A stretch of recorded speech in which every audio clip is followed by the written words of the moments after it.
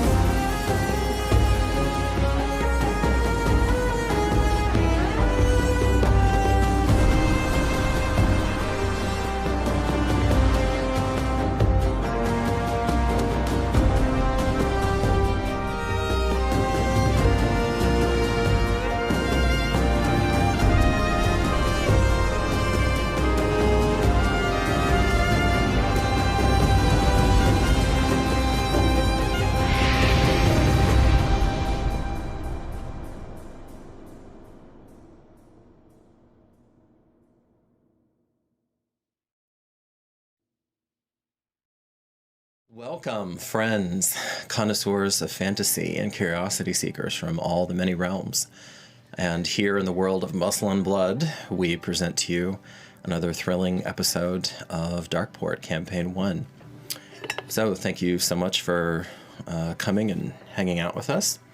A couple things before we start. You know, if you've been in these parts before, you know I like to keep it brief. If you haven't been in these parts before, you'll see I do not like to linger. I like to leap right into the narrative, but I don't want to, first and foremost, I don't want to give our newest sponsors, y'all, Cantrip Candles, short shrift.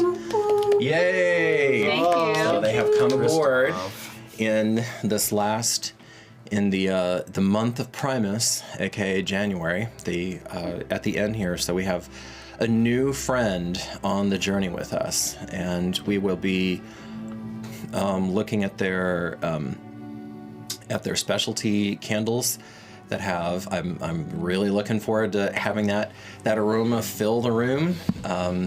So, checks in the mail, candles in the mail, we'll get there. And then we'll have that. And this is probably this poor little candle's last outing. It's going to be retired. It didn't have a very long reign. The first one made it to episode 12. Yes, I think it's when we retired him. Yep. So this Titus's teakwood would be great. Titus's teakwood? Okay. All right, cantrip candles. Get a grip. Write it down. Our young lordling here already has demands. My God, you give them a little bit of power and... Exactly. They go crazy. They go crazy. Some sort of Colin fruit candle. Come on, Titus the Red over here. So actually, Colin fruit. No, I legit would like to smell that. That'd be really great. That'd be really nice. It's great, and this whole ritual of the Candle of Tales just evolved organically, almost with me joking around, and then it just kind of took on a life of its own, and it's become a thing. So for our second, of course, we have our constant, our North Star Eldritch Foundry with us. So we appreciate them as always. Awesome. Actually, as we speak, there's another tranche of figures sitting in our production room, and little secret. One day the secret of the production room will come out, I'm sure, but we're not going to do that on camera right now. So the small box. That'll be funny. Yeah, it's just incredibly glamorous over there. Isn't it, Justin? So we have, and I'm excited to get those on camera when the moment is right. So, and we're still looking. If there's, I guess I'll go ahead and I can shill for us. That's all right. If there's anybody watching who's interested in painting for us, that would be great, because we're still kind of doing piecework with that, and it would be amazing to have somebody that we could collaborate with the way that we do, like our incredible music director, Steve Kernis, or our fabulously talented John, who is our art director, who did the thumbnail for this one, which I hope all of you got to enjoy. A little hint as to things to come. So, that'd be lovely. We do have one more thing of interest here. Myself, Corey, and our producer Justin, and maybe some of the other crew, but definitely the three of us, are going to be at AggieCon this Saturday doing 2 different presentations. Justin's going to take the lead. Justin and Corey are going to take the lead on a studio from 0 to 6 months, how to create that, how to make that a reality. So I'm really looking forward to that presentation.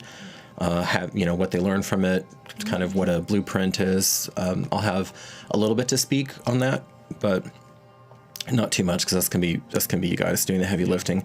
And then for myself, a little bit later in the day, I'm going to be speaking on what the difference is between running a homebrew campaign and a live stream campaign, because I feel like I have just now kind of started to get my feet under me in this medium and hope to continue to improve.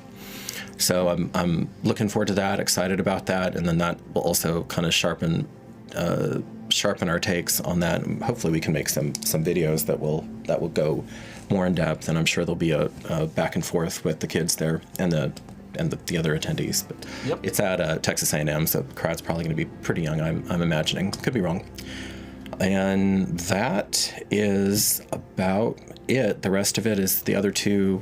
Actually, the other one is in character, just a soft retcon. Nothing too disruptive, and it only impacts the very last thing that we did last episode. So, without further ado, will you light the candle, my darling? The candle of tales. Keep singing. He's Did it.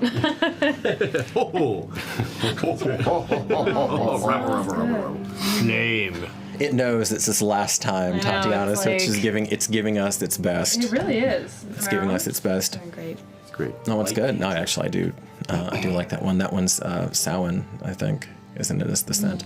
And then we have officially added Marcus, aka Randy, to the ranks of the journal entry folk. So he's joining us in the rotation. It's a big deal. Looking forward to seeing your take on things, Marcus. So, take us away. The morning is cool as I sit here waiting for the dawn. Alba woke with me, like she always does. But she knew, like she always knows, that I needed some time to think. Lord, but I love that woman. The entire time on the wall while I was focused on the fight right in front of me, a part of me was with her and frightened that if I had failed to hold the line of my lord and companions, she would be killed and eaten. I don't like to think about that, so I give thanks to Quelithorn and the Great Mother that we made it through, though the cost was horrific. It was a sobering thought that we lost more people in a single night than the entire population of Pulux. I'm a few months into my studies with Beacon Gaius, and the letters are starting to make sense, if painfully slow in revealing their mysteries to me. Gaius has been a thorn send, patient, encouraging, and diligent in his training, and I appreciate him all the more for it. I know that what I'm learning is important, but I can't help but wonder how much more difficult the task would have been if I had gone another direction with it. To say that I know far more about the church and its inner workings since I began training would be an understatement, and while I find myself hungry for the knowledge, a troubling series of moral questions keep springing to the front of my mind. The biggest of these questions is, do I have the right to decree that this way of worshipping Quelithorn is right, while that way is wrong? I may not agree with the 12 Flatters, but do I have the right to upend their faith and cast doubt on their very beliefs? It troubles me, and I really need to speak to Gaius about it. On a more mundane topic, I have recently begun to consider resources and how best to keep a budding city going. How much grain is needed to feed a population of some 4,000 people? How much meat? How much cloth for clothing, leather for armor? How do we stretch an herb supply so to protect and heal the inevitable injuries that all people sustain? I would dearly, dearly like to speak to Rutilius about this, and maybe, if she's willing, to sit down with Dom and Olivia for a torch or two. So much to learn and do, and not nearly enough time to do it in. Great. Oh, Thank you. love it. Yeah. Insights to Marcus's mind. Indeed. So the soft retcon is this, that it had been so long since the given name of Granny Touchgem had been used, either on stream or off, that Donnie the player did not remember it, which is completely fair. I didn't know she had one. So well, it's just Granny, right? It's just Granny. 200 years of that? I mean, come on. So her given name was Yulia. So Donnie, what is the incomplete watchtower now renamed? Yulia's Watch. Yulia's Watch.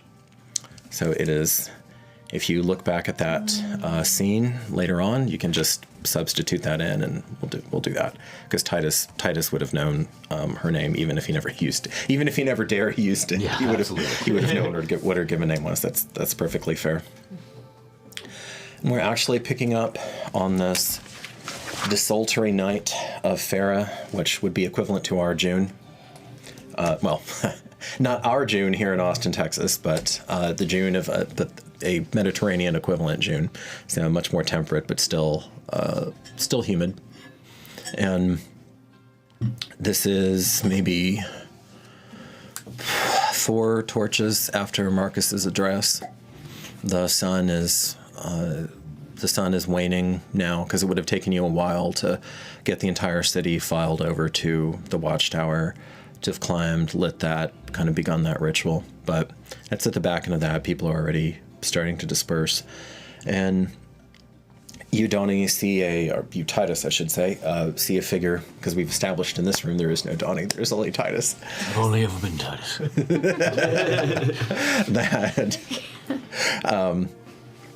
You see one of the few men in the city who is larger and more powerful than you are. Actually, I believe at this point the only one approaching you. Vander. Oh, I'm sorry. Native too. Oh, okay. So Lepidus Major.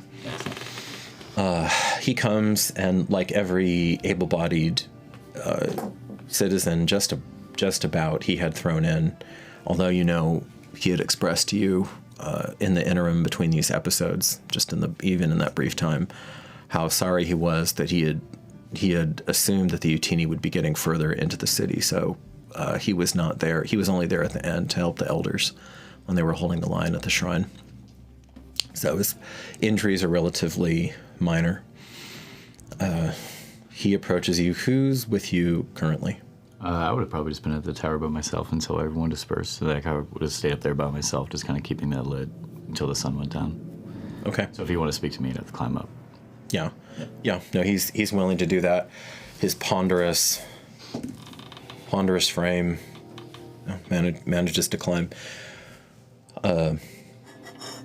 You do notice a second figure, and she stands out because she's the only female Kithgi sergeant.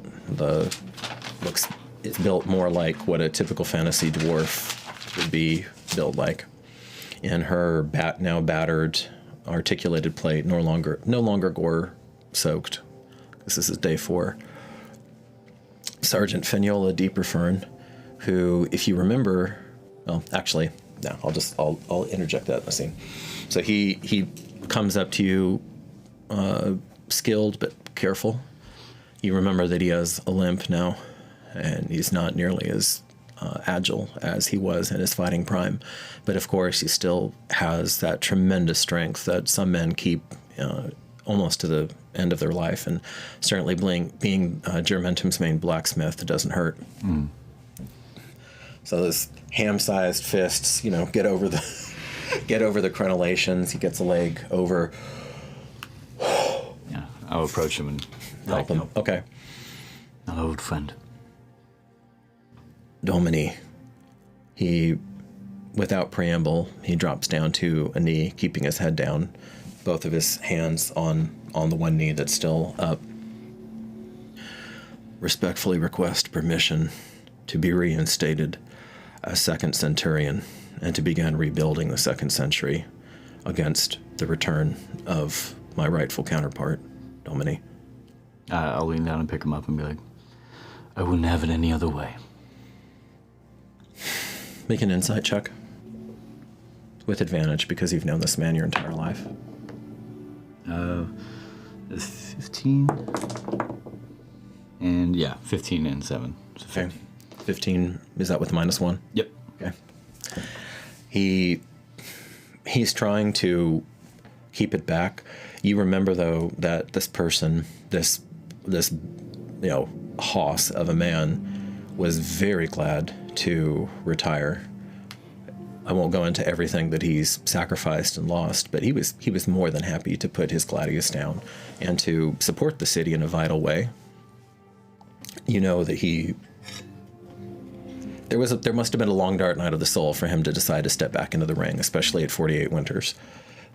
So in a world where a lot of people die sometime in their 40s. I know it's not to your desire, but we'll need every man able, every woman able, for it to protect this city again. The women too, Domine?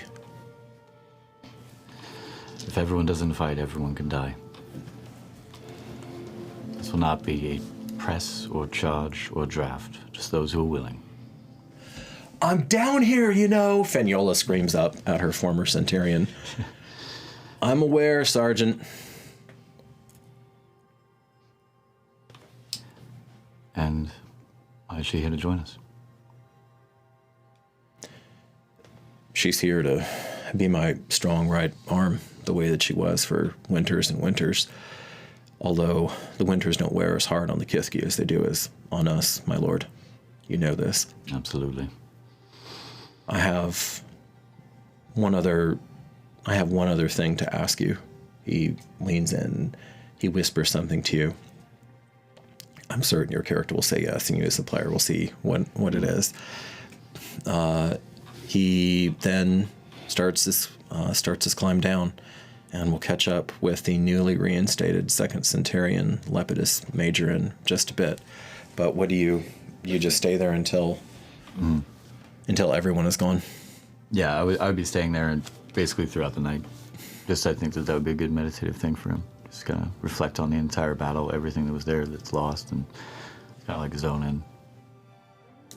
Okay. At one point, your twin comes by and watches you for a while. You can feel her. She does not come up, although she does have one of her handmaidens, the most athletic of her handmaidens, who isn't named Weisa, climb up and give you a meal, which you may or may not eat. I don't know. Yeah, I'd probably just have it sit there while just kind of like sword on the shoulder, just kind of looking out. Okay. And then probably once dawn begins to creep up, then you'd probably climb down, make sure the fire is well and stoked, still going. And by then, you see that Lepidus has not been idle, because you're met with a fresh crop, almost too young, painfully young, men, a few young women who have shown up, and you recognize one as Lepidus's apprentice, one of his apprentices, actually basically his entire shop turned out. The young man steps up to you, doesn't really know what to do. Yeah. He's in this awkward thing where he's trying to bow to you, trying to drop to one knee, and then kind of gets caught in between both of them. Mm. My lord, can we tend the fire after you? Yes. For those who want to become a Myrmidon, you would tend this fire for 132 hours. Torches. After you have attended the torch and the fire for that long, you will be considered to joining our ranks. He looks, Take your turns. Make sure that you're rested. just nods. Hand on his shoulder and kind of push past to Lepidus. I'm shaking a little bit, but okay. So, like I said, we will catch up with what he was up to in just a moment. That evening, Weisa. So, you know that you were there in spirit. No, your character did attend, unless you veto this, your character attended Marcus's speech on the steps of the temple. And you saw the way that he really, the part of you that is what you are, essentially, admired the skill that he took these disparate strands and wove them together. And then you saw Titus, the loyalty of the city behind him, going to the watchtower, bolstered by the spiritual. By the spiritual force that Marcus imparted to him. Make for your characters, it'd be like an insight check. 22. The voice of your mother actually comes back to you from a long time ago. There are 3 spokes, legs, pillars, however you like, of any civilization. The martial, the civilian administration, and the spiritual. Just that.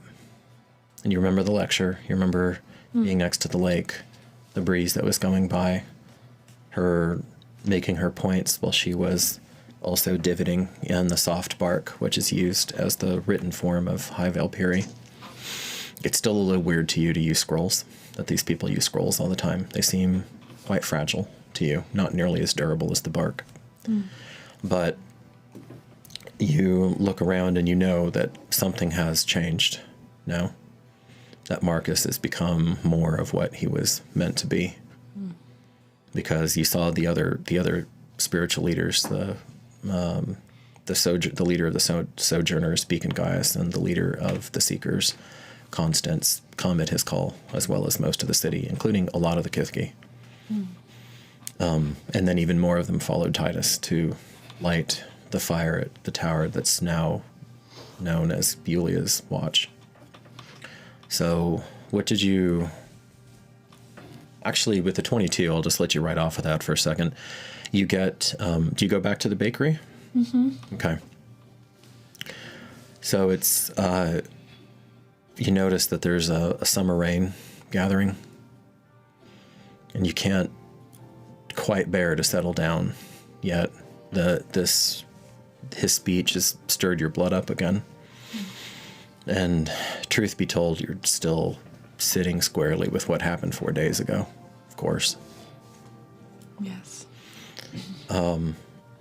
You're watching Maya bothering you a little bit as she's jumping up on your leg, demanding attention. Fine. I'm here. Do you squat down and give her the rubs she wants? Very haphazardly. Okay, so just kind of absently. Yes. Yeah. I'm here. You hear Lemonius. Looks like rain. Smells like it too. You always did have a good nose, Weisa. Just like Publia. Do you think she's going to be home soon? I bet she is. She's tough. Yeah. I miss her awful much. I can smell her on the pillows. I know she misses you dearly. Maya was being bad. She stood up and she took something off of your... What do you call it again? What do you mean? What did she take? Well, you know she stands. Look, she's standing on you right now. Lemon, what did she take? Oh, just this. This is the bark paper, right? And he reaches under where you stash something, presumably for safety, that's over what Maya can stand on. And lately, Maya hasn't always done this. Actually, she's never done this in the 3 winters you've been here. But lately, she's been standing up and snatching things that she can reach. I blame Publia on the inside. Yeah, for her shameless indulgence of the Leptis Terrier. Yes. And, Her absence and me having to take care of it now. well, there you go. And he hands you the scroll that she left you when she left, that you've been contemplating for 2 moons now. Thank you. Did you read it? I can't read. I don't think very many people in the whole city know how to read the bark writing. They don't? Just you and Catryn, I think.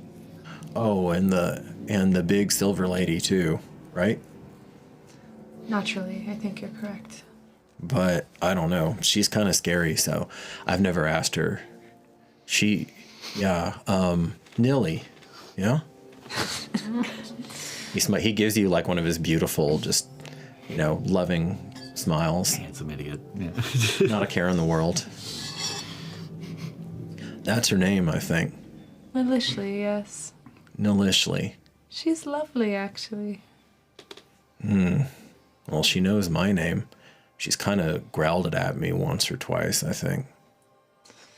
She's been in the bakery before, Remember? Of course. Yeah. Everybody comes in the bakery. I want to thank you for keeping things running here when so much was happening. Yeah. Well, we can't waste away. And if those Utini came in here, I told you, and I said the same thing to the Lord, that I just bop them in the snout. Remember? I remember. And they didn't come, so I didn't have to bop them in the snout. Because I don't really like hurting people, but I know some people have to be hurt. But only if they come to our home. I just run and give him a hug. Okay. He immediately, without questioning it, just hugs you back. And you can feel him, like, stroking your back. Oddly insulated from the horrors that happened 4 days ago. I noticed that, and I'm... He did help with the bodies, though. He did, yeah. But whatever that means to him. He did. He didn't have to kill people, though. Yeah. Yeah. I'm grateful that he's intact.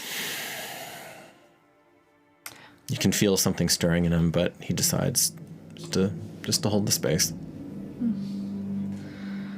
Well, Finally lets you go. I've got to actually go find Catryn, so thank you again for reminding me about this scroll. Oh, I think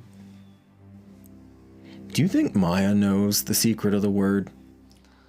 Do you think that's why she stood up and took it off your shelf, Weisa?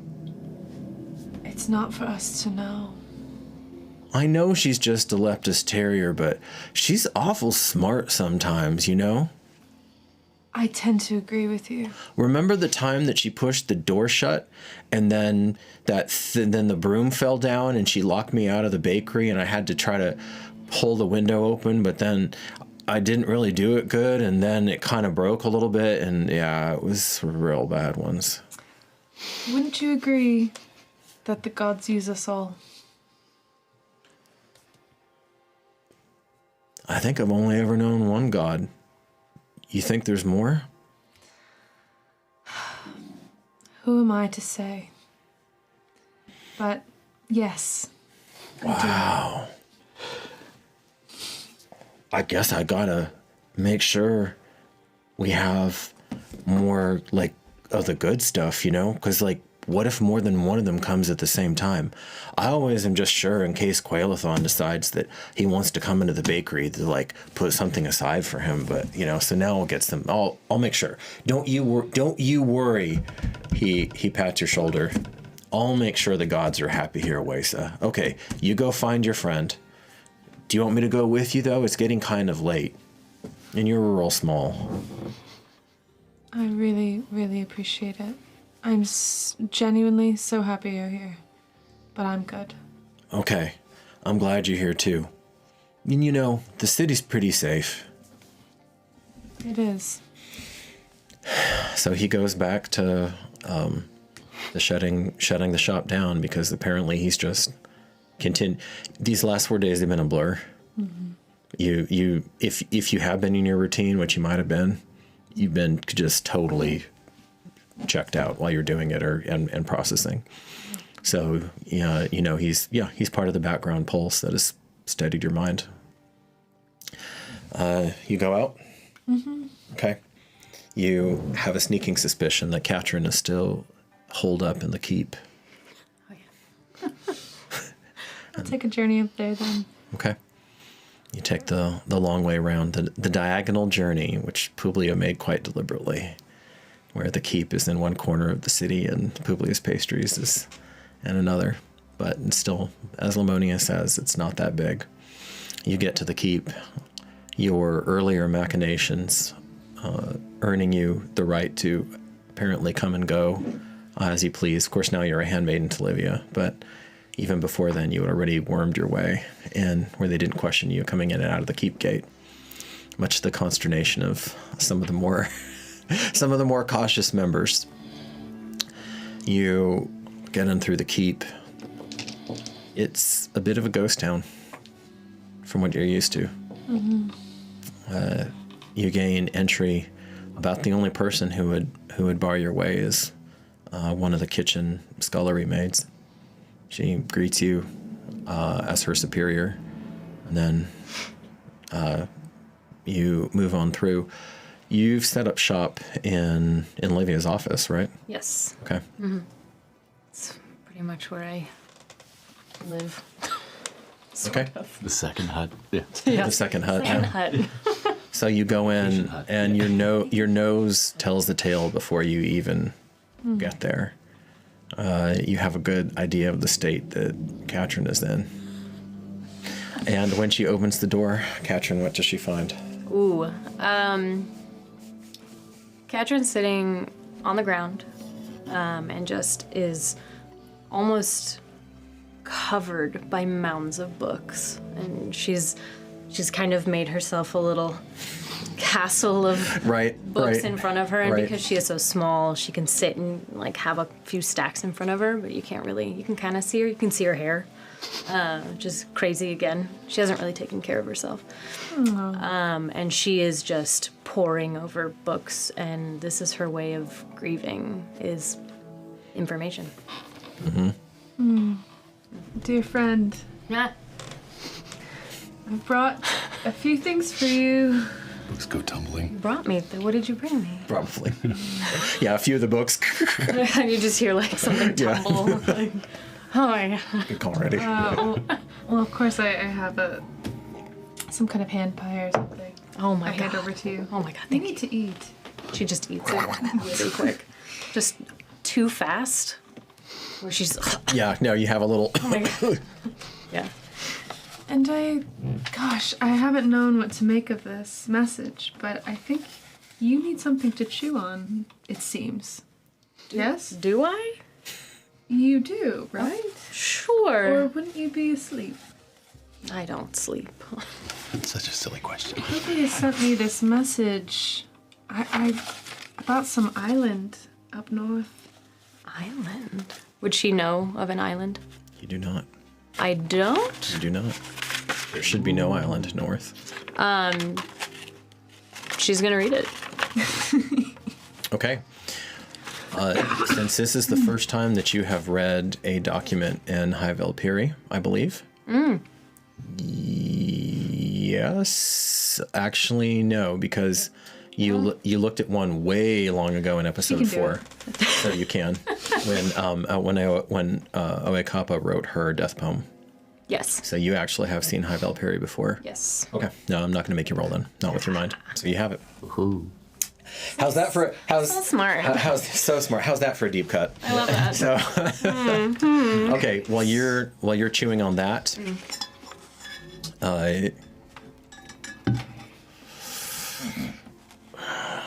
Merick, make a insight roll with disadvantage, because Merick is not having a good time.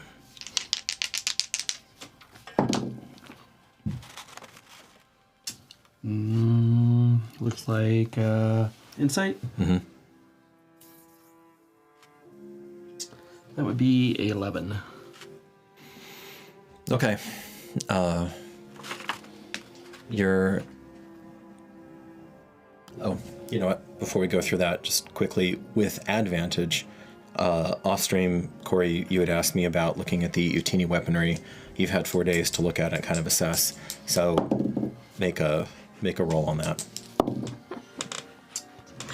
Not that great. And what is this for? What's the skill? It's kind of a combination. Of investigation, and even though it's a little weird, survival, because that's what a lot of these ranger skills are based off of. But give me investigation. 11.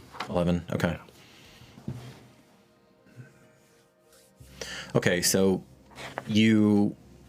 I'll give you the obvious. The obvious is that these Utini are more organized, but not necessarily more advanced in their metallurgy. It's metal, though. It is metal. So what you're seeing is, yes. So it could be repurposed, melted down. It could be. It could be. Some of it is the traditional Utini weaponry, but you would say a good 80% of it is metal. Okay. And the difference, though, between them and the typical, the grays and the greens, that you would usually fight, is, although the weaponry isn't necessarily more advanced metallurgically, it is much more standardized. So you can swap out arrows. You can easily, the weights of the shields, of the spikes of the clubs, etc. Those are a lot closer together, which of course is a vital part of making a standing army an effective standing army where things can be interchanged. They had no slashing weapons, though, right, or swords? Those are pretty rare with Utini. There are some. I'm not going to say no. There are some, but they definitely favor different types of maces and axes. Okay. Because remember, with the it's kind of funny. Slashing is considered a sacred form of damage, because whenever they can, they want a tusk for the final hit. Yeah. All right. Great. Yeah. Okay. Did you bring any of that back home with you, or did you leave that around the tower? When I say home, I mean into the compound. Oh, I mean, if there's anything unique, maybe one piece, but most of it I stockpiled in an area and had probably eventually some point got with Leptis and said, hey, this armor and equipment is there. Let's make sure we do something with it at some point. Okay. Okay. Leptis Major, or... Yeah, Lepidus Major. Centurion, or whatever, how we address him at this point. Okay, you know what? That's gonna change That's going to change the scene coming up a little bit. I'll still... Yeah, okay. Yeah, that makes... I'm not gonna haul it all with me somewhere. Right. That makes complete sense, and it's so important that you have as much metal as you can right now. That basically even the more gung-ho civilians will get out there and just start stripping. It's not glamorous. I mean, it's a little macabre, but you're stripping the enemy's corpses, a time-honored tradition. And he's probably going to have the furnace going day and night to melt this down and to rework it, because you're going to need more. You just basically need more of everything. So you're in your room, and just very simply, Jasmine slips her fingers through yours, and she's staring at the now desiccated bow that's hanging. She did find new catgut, because the string had snapped. She put it in the corner, and she's hung it low on a peg. Merick takes a deep look at her and just she's staring. Study her. How's she doing? How is she? She looks drained. You see that vitality of this woman that you know so well, and just has this incredible well of strength and fortitude inside of her. She's got bags under her eyes. Everybody has cried. Well, let's just dispense with that. Like, every one of the Kithgi has cried. Maybe you a little bit less than some, but still. And my love, you are about to fall over. Come here. Rest a bit with me. I am. And you can feel her hand in yours. I'm going over the last words that Granny, the last conversation that we had was a hard one. Oh. I'm not ready yet. There's too much to do, and I haven't sorted through what she told me, but of course I know she's right. What does she say?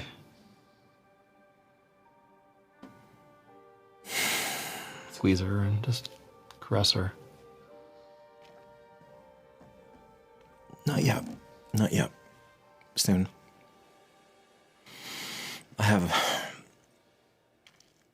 Soon. I'm gonna... There's a... Jasmine? Merick? The biggest Dyrathi is here to see you. That's not a very polite word. Yeah, well, these aren't very polite times. And he's pretty insistent. You sleep. Let me go see what he wants. You sure? You don't want me with you?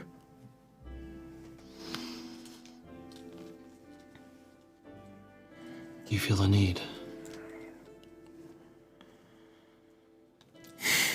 Merick, I don't know what I feel. Exhausted.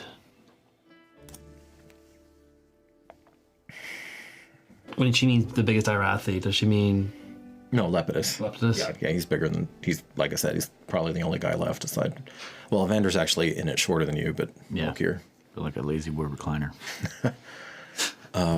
Ain't nothing lazy about it. What do you do when you're hungry and you're thirsty and you're tired and you're angry and you're frustrated and you're just bone fucking sad all at the same time? I don't even know where to start.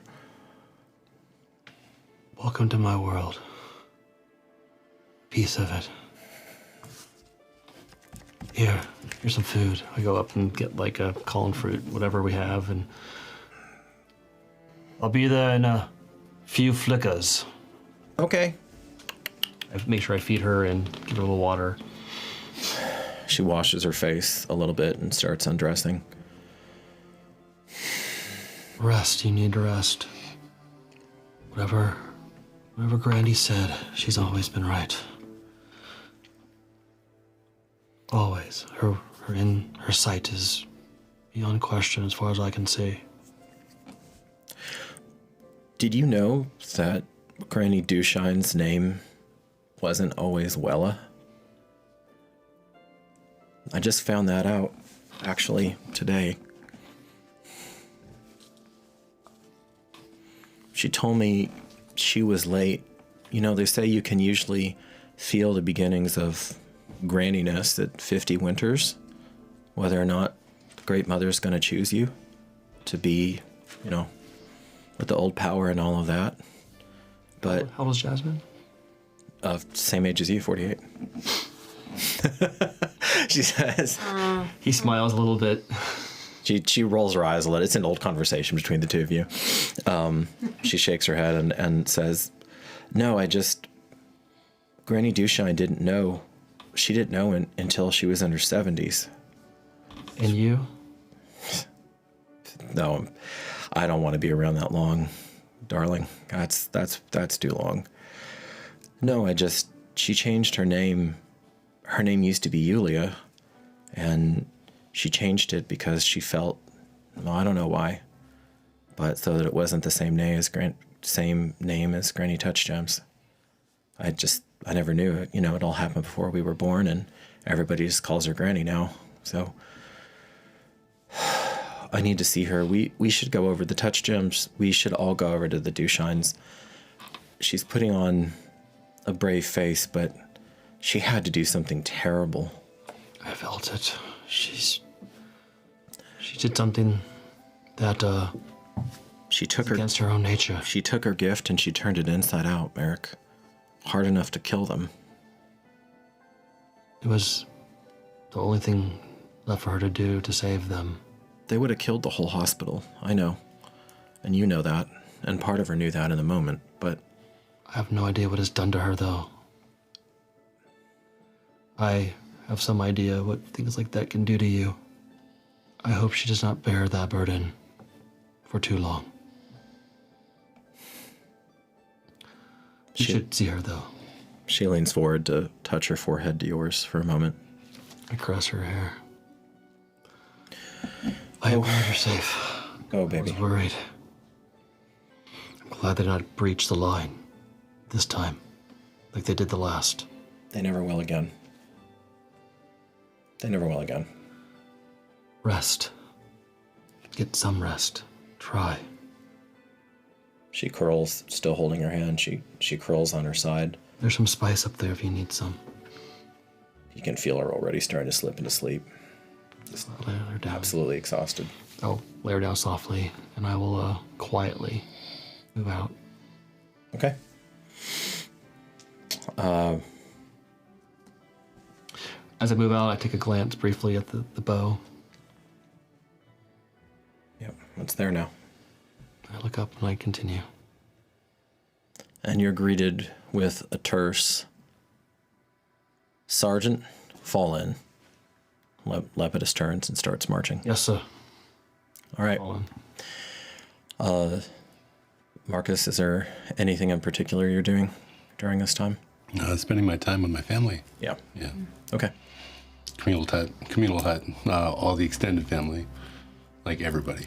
They don't fit, but they don't care. It's fine. The common hut. Oh, sorry, the common. Not the personal. Not the one that they set up next to it. Okay. Okay. But just spending time with everybody. I was going to say, it's a warm enough night. They don't care. They've just lifted up the flaps so that everybody can fit inside of your inside of your tent, which was supposed to give you an alba privacy, but of course your children just come on in and sleep on top of you and everything. Almost Kithgi in nature themselves. Yeah. Your family is, especially after coming here. Mm. Okay, so you spend one of those precious, beautiful nights in the bosom of your family with laughter, and even though it's a little subdued, but there's just an indomitable spirit to your kith and kin that will not be quelled. That twice now the Utini have tried to take from you, and you have stubbornly refused to give up your joy. Yeah. And you're there. All accounted for? Except for my sister, who's still in the field. Actually, yes. Amazingly, yes. You have been literally and metaphorically blessed.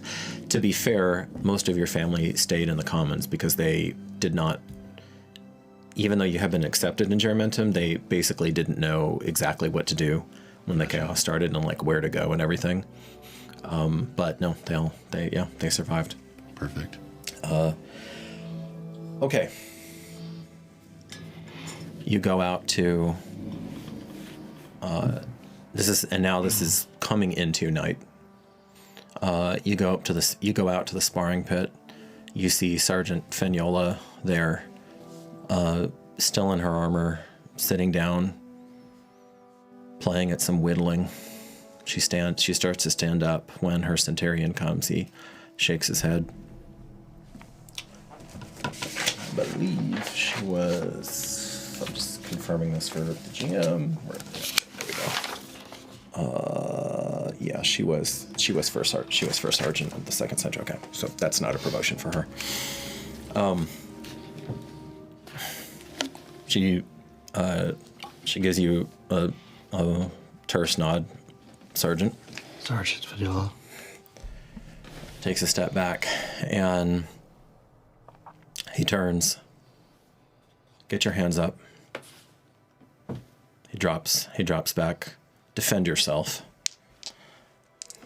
I'm gonna try to defend myself. Okay. Oh my god. That's... You're so much faster than him, because remember, he is not in his fighting prime anymore, that even though he got the first swing in, I'm going to say that you can respond. So what are you doing? I will... I wonder if I can, like, step aside, dodge, and kind of push. Okay. Kind of knock him over. Okay, make an athletics roll. Kithgi luck. Okay, no. you start to slip in the dirt, in the sand, I should say. I'm rolling bad today. A 9. Okay. You hit him. His great bulk, he's about 320 and you're 85, I think. Mm-hmm. I mean, you're massive for a Kithgi, but his great bulk prevents him. He drops down lower. The overhand right, which has with the height differential, he can just drop down into you. One thing you do know about Lepidus is he knows how to brawl, and that's a 9 points of subdual damage. I will suck it up as best I can. Okay.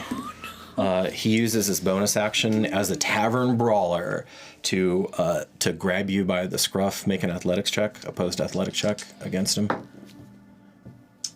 Ooh, that's going to be a whopping 14. 14? Okay. Boom! Bam! He just slams you on the ground for another 8 points of subdual. Then still holding you, so you're grappled now. Okay. Because he gets 3 attacks. He suplexes you off to the side. And... Hogan. I don't think that will hit. Without your shield, what's your AC? It is a 17. 17? Okay. So he starts to drop off to the side. You twist madly. You haven't broken his grip, but you twist so that you can get your legs under him. And recognizing that, he basically pulls it short. But you're still dangling half off the ground. What do you do?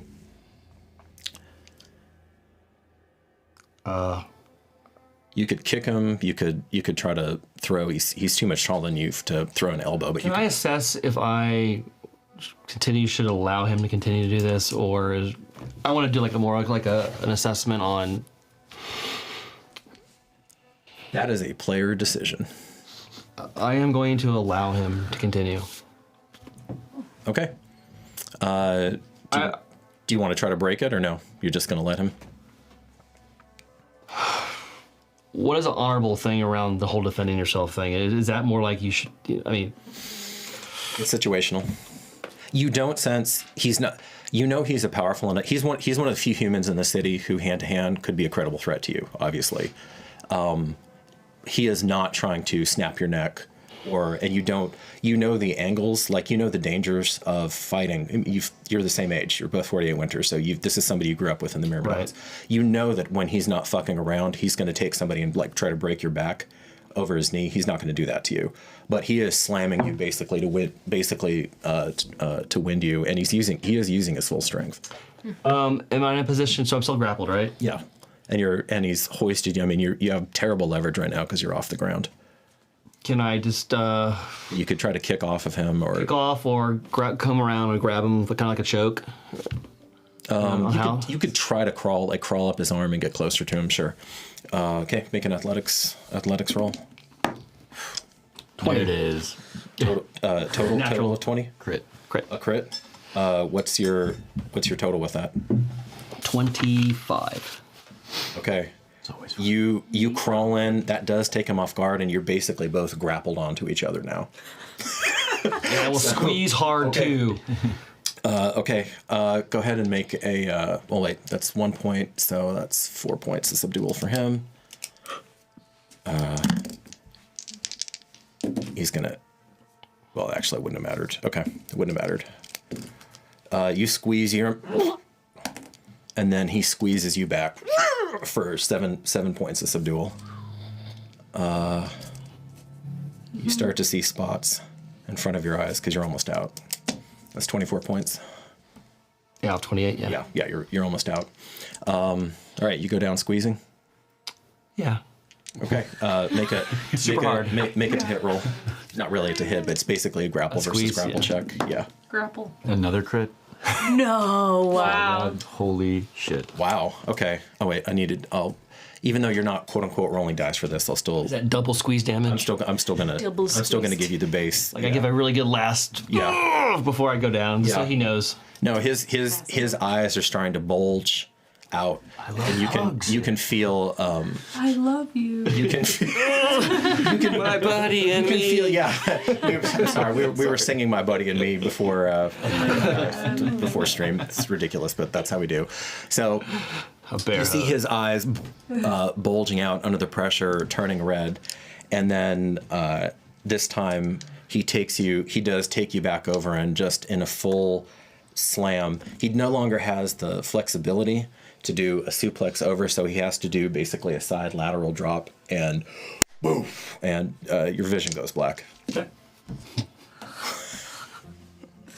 Love that. Centurion. Leptis. Yeah. Holy shit. Is that me? Yeah, yeah, that's you. I don't want to have this conversation again. On your feet. Yes, sir. All right, you get up, and Sergeant, take him where he needs to go. Aye, aye.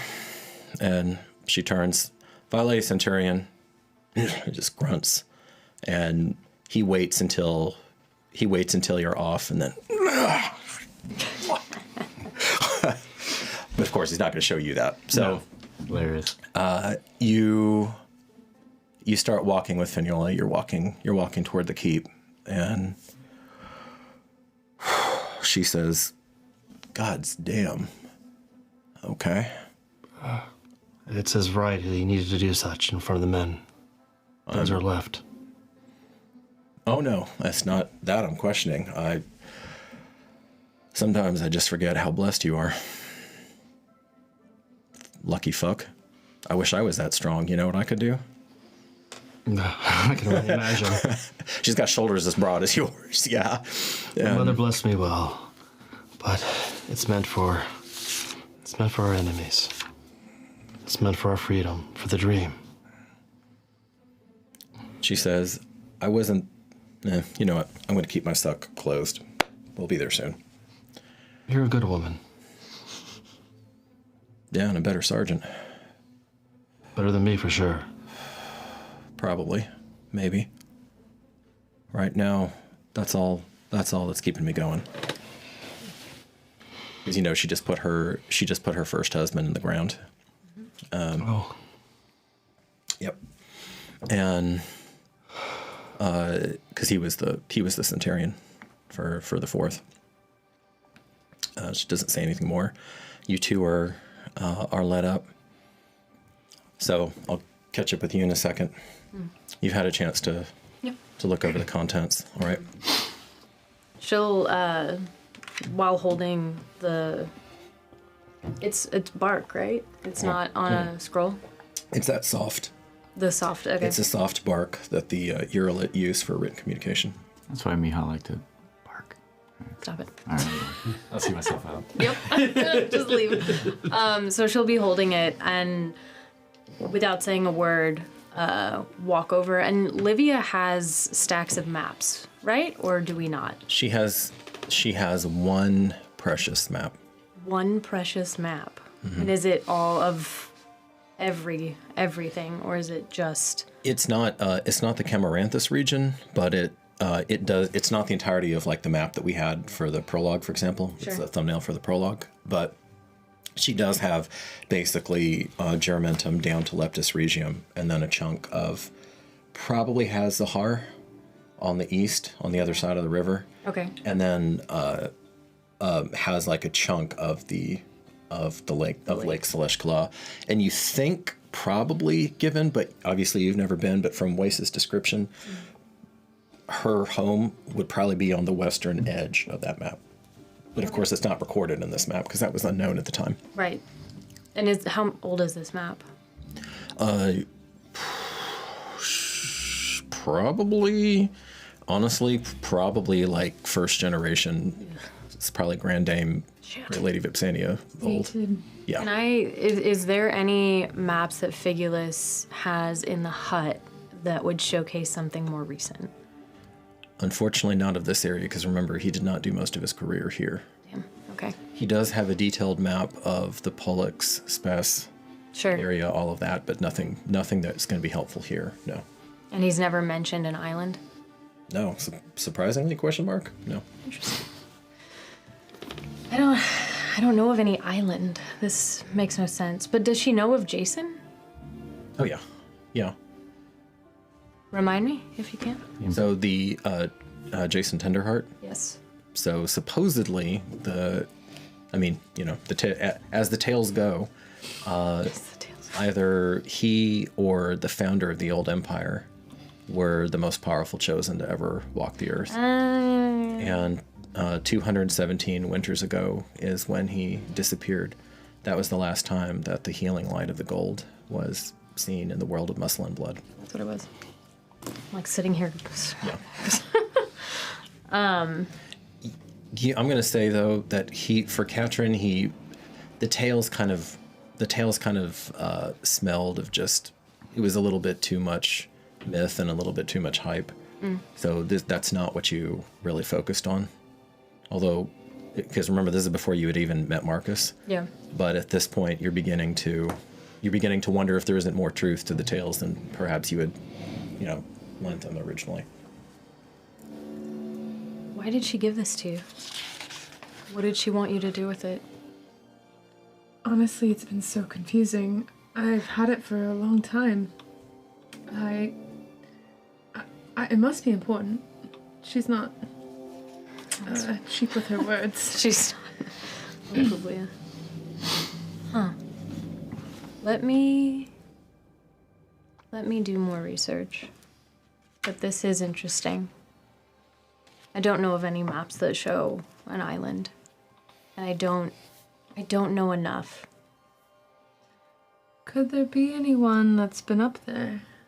That's in town? Maybe? Any travelers who like to explore?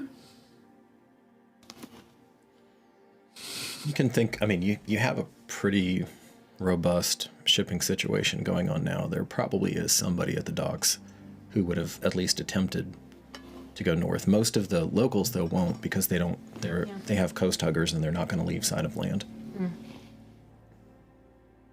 But I don't know of anyone that would try to go to an impossible... How do you get there? Well, maybe there's, sailors' tales and stuff. Things that people have heard of. Gossip. Is this something you want to pursue? Well, Maya pulled it out, and I have to listen to that. The dog, yes. Yeah. The Leptis Terrier, yes. And that's a sign. Yes, for me it is. I don't question it. I just feel that it must be seen through. Okay. Well, did you want to go to the docks and we can ask? All right. That sounds fine. Let me just clean up my mess because Olivia will throw a fit if she sees me like this. Will she? And you see Olivia sweep in. I love that. You just see her like Catryn's just like sort of holding this like prized map of like, and she's like shit, and she just like puts it down and like runs back to her books. I'm sorry. Noted. And she comes, she nods. I believe on the morrow my brother had something he'd like to share with you, Weisa. Oh. He should be... I do not know at what time he will be available. He is currently conducting a vigil there. But please see him at his earliest convenience. Aye, Domine. She goes behind. They're here, Domine. Wonderful. Atsari, get dinner for us. I'll see you in a torch or so. Domine, the youngest handmaiden there. Go along. And yes, Domine. She kind of gives you especially, because you're a little bit too old, but she gives you especially stink eye, because you get to stay in the room. Shady. And she gets shooed out, and she was there first. So, I have sympathy for her. and you see a battered but unbowed Merick come limping in, led by the formidable articulated plate armored figure of Sergeant Feniola Deeperfern, who looks finally somewhat recovered from her, because remember, she passed out during that battle. She gave it everything, absolutely everything she had. She was badly wounded. Actually, Marcus, she was probably one of the ones, she didn't know it, but she was probably one of the 6 people that you healed. Through the wave? Through the wave, nice. who had been stabilized, so she wasn't going to die. And they just had so many people, it's like, yep, that's what we can do for you right now. But she revived after that. And then people have told her that, golden light hit you. So she goes in. Sergeant Merick. Domine. Good. I have words to pass along to you. These can be between the two of us, or in front of this partial fellowship, as you like.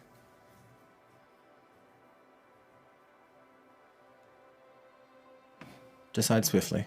They're my friends. They're in front of them. I'll wait outside, ma'am. As you like, Sergeant. And she bows to the Lady of Juramentum.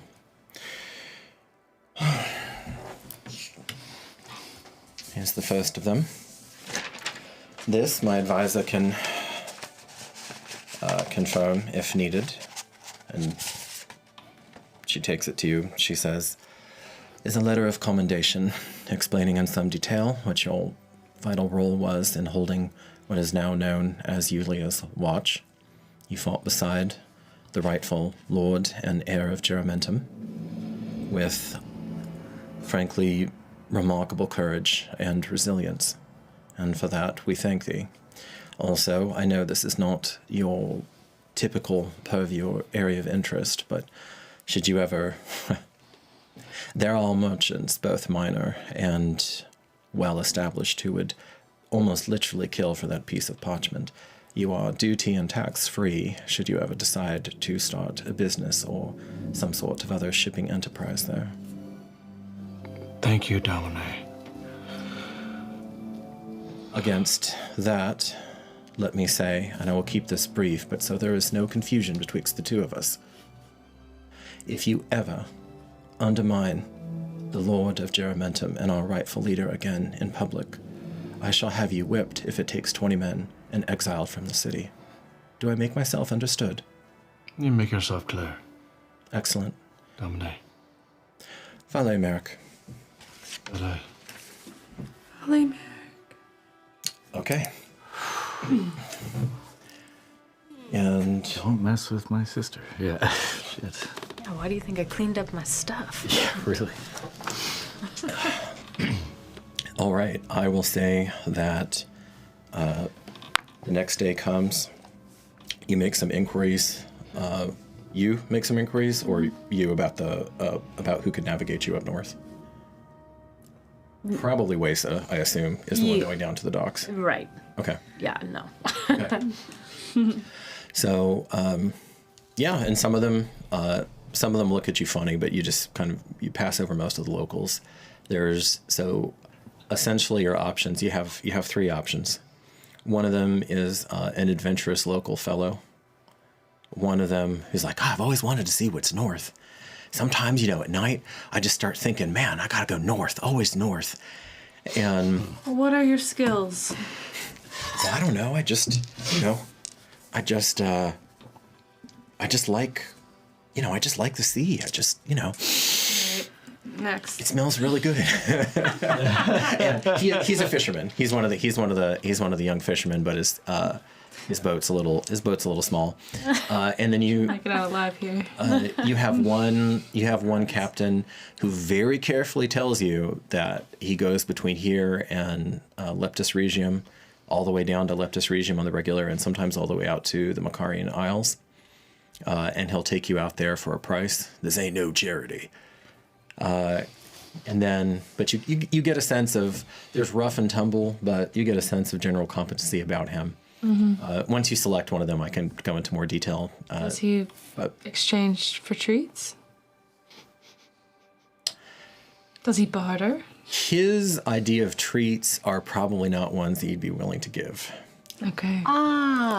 She's 14. She's older.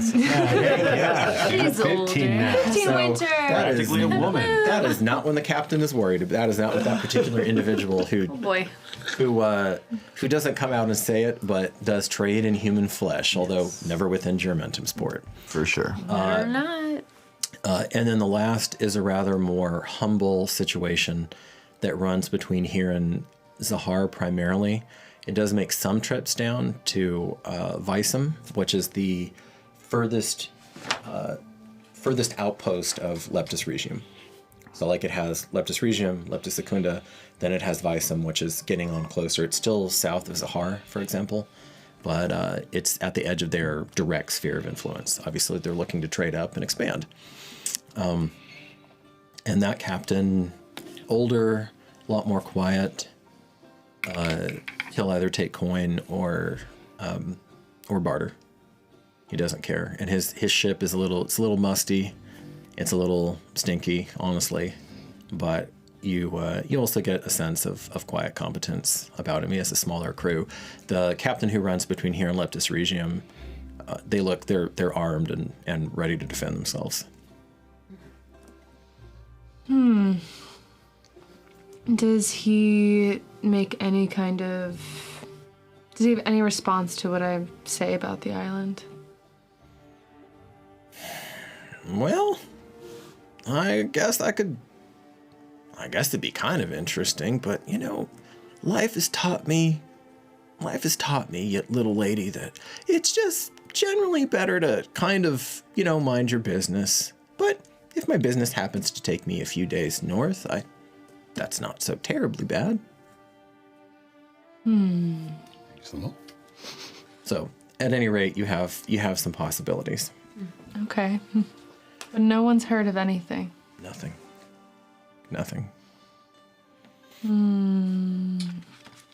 In fact, as you're at the docks, you see a second ship from Leptis Regium arrive. You're beginning to see a pattern now with the Leptis Regium ships, where they have these deeper holes and they tend to run flatter to the water. It's not much of a leap for you to understand, having been exposed to it many times, that these are primarily slaver ships. Yeah. Although, again, only one was ever stupid enough to try to ply their particular trade. Now it's my ship. In the port. And now it is indeed your ship. Heavy tax. Yeah. That's correct. Yeah, heavy tax. Yeah, the ultimate tax for most of them. Believe we have 3 survivors from that at this point.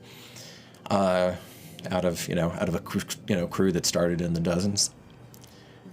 So Some of them left on their own accord. That's true. That's true. Without their ship, though. And with fond memories of Juramentum. No, so this ship. They wear it on their face. Some people wear it on their sleeve. These MFers wear it on their face. You see you being you with your obscene passive perception. An uncommon sight. There's a tall, athletic woman who gets off of the ship. You see she's got a couple helping hands to carry along this trunk that she has behind her, and then as soon as she hits the sand, she takes a rope, kind of just puts it over her shoulder and starts dragging this trunk into the beach, onto the beach toward the small portal. Not really a gate, not a true gate, but that small portal. That's in that next to the keep. You can't immediately place her features either. Obviously, you know what Eurolit looked like, Kuwind, Old Empire stock, etc. Hers are a little different, although she is pretty dark-eyed, dark-haired. Ave, welcome to Juramentum. Oh, Ave. She does a quick scan of you. Okay. How, Weisa does not currently have any signifier or station that she's the Lady of Juramentum's handmaiden, her oldest handmaiden. Do you? I don't think so. I don't think so. Unless you say that at some point in the intervening moons you made something for yourself, or okay. Even still, this woman does something, and when she turns, you can see this. There is a beautiful green leather collar around her neck, which has been carefully, one might even say, masterfully stitched. You see, holding it together is a white, and you don't immediately know what the stone is, but it's the sigil of, it's a sigil, and it's a white falcon in full flight. So when she sees you after that split-second assessment, she drops down, not hurriedly, not in a rush, actually with supreme grace, drops down to her knees and does not touch her forehead to the sand, but bows lower than you have seen. It's more like a bow you would see at home, honestly. And make an insight check. This will be pretty easy for you. 13. Yeah, that's high enough. She's bowing to you as if you're a young priestess. She holds it for an appropriate amount of time that your mother would approve of. And then she comes back up and casually, carefully, without ever breaking the pseudo eye contact she has with you, where she doesn't look you in the eyes, but she's looking at your throat and unfocusing her eyes, so that she's both simultaneously attentive and also absolutely submissive. She brushes the sand off of her knees. She's wearing classical Old Empire garb, although there's a slight flavor to it that you can't actually make an investigation roll. Maybe you can place it. 12. Okay. Yeah, you can't. That one would have been higher because you just haven't traveled enough. But you're detecting there's some undercurrent there as well, like something about the cut of the neckline or something that's just slightly asymmetrical. And whereas like Lady Livia wears perfect classical Empire lines, in all the varieties of her dresses. Could you perhaps direct me if you have time? I do not want to prevail upon my betters. How can I assist? I have word of some urgency to the leadership of Juramentum. And where do you hail from? I have the honor of being... Make a persuasion check. Yeah. 26. Oh yeah. Let's go. Bows again. I have the Tell me your honor. whole life story. Like, She actually, because I feel like Tatiana, even without me asking you as GM, I'm feeling like a very affable, welcoming vibe coming from Weisa. Yeah. She actually laughs a little, and she says, I have the honor of not needing to bullshit you then. I've been the major doma of Lady Lucretia Tarquinia de Vale for some time now.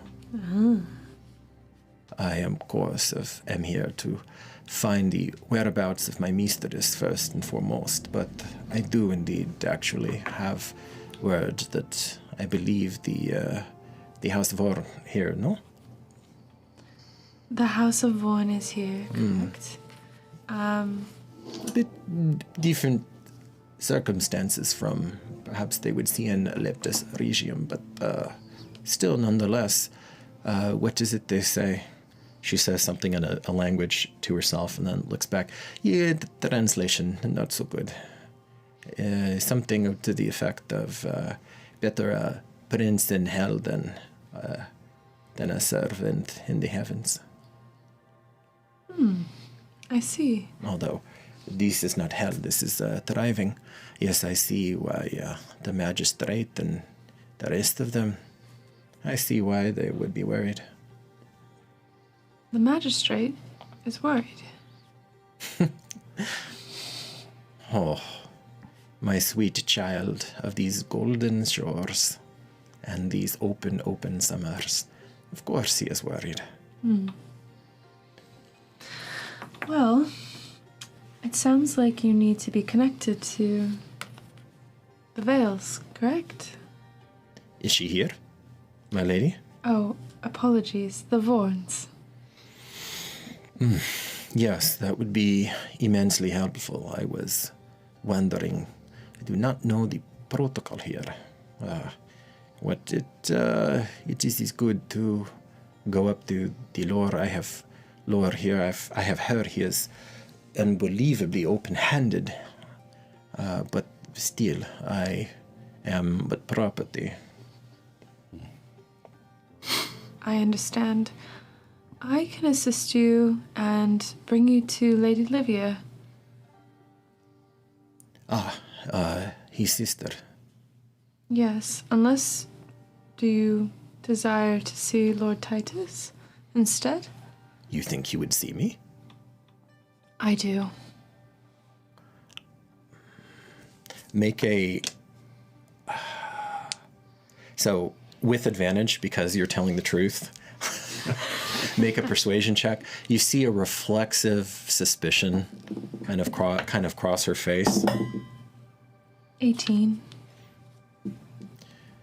Amazing. Just amazing.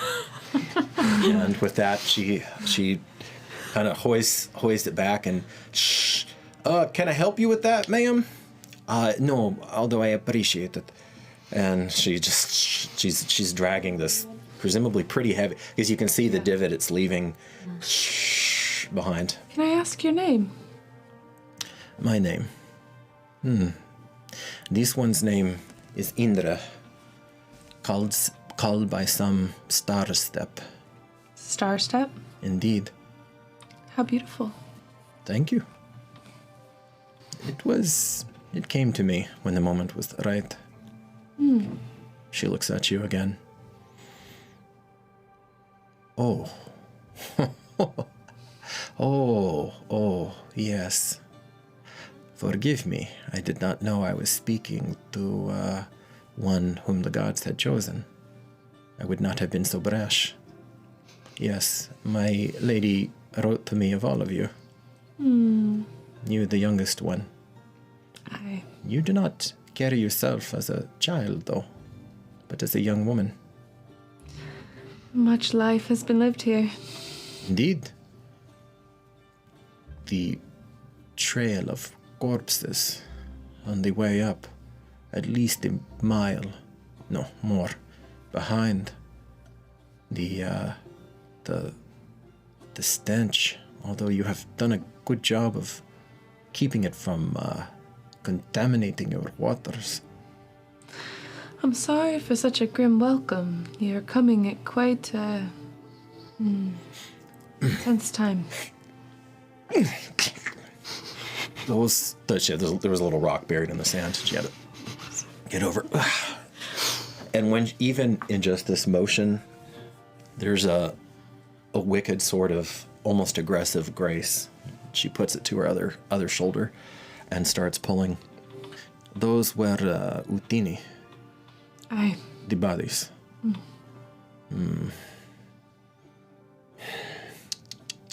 Ah, yeah. Domine, why did you insist to leave me? It would have been useful. Those things. It's awful. And she says, your will working must be strong indeed in the favor of the gods. I can count.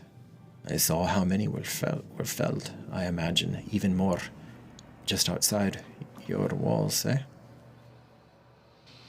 Aye, we are strong.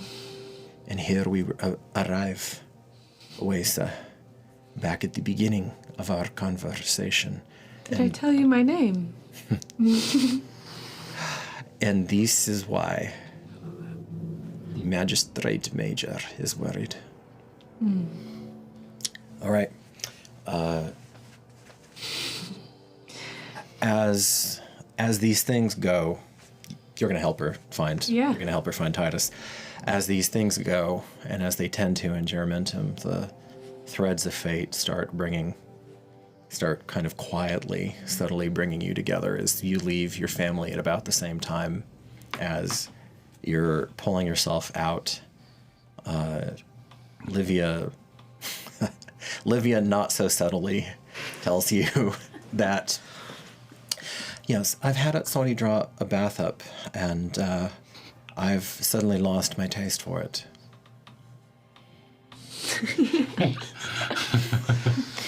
Because you're now on like day 5. Yeah. I understand. She'll just go. She's smelling like the hut. Yeah.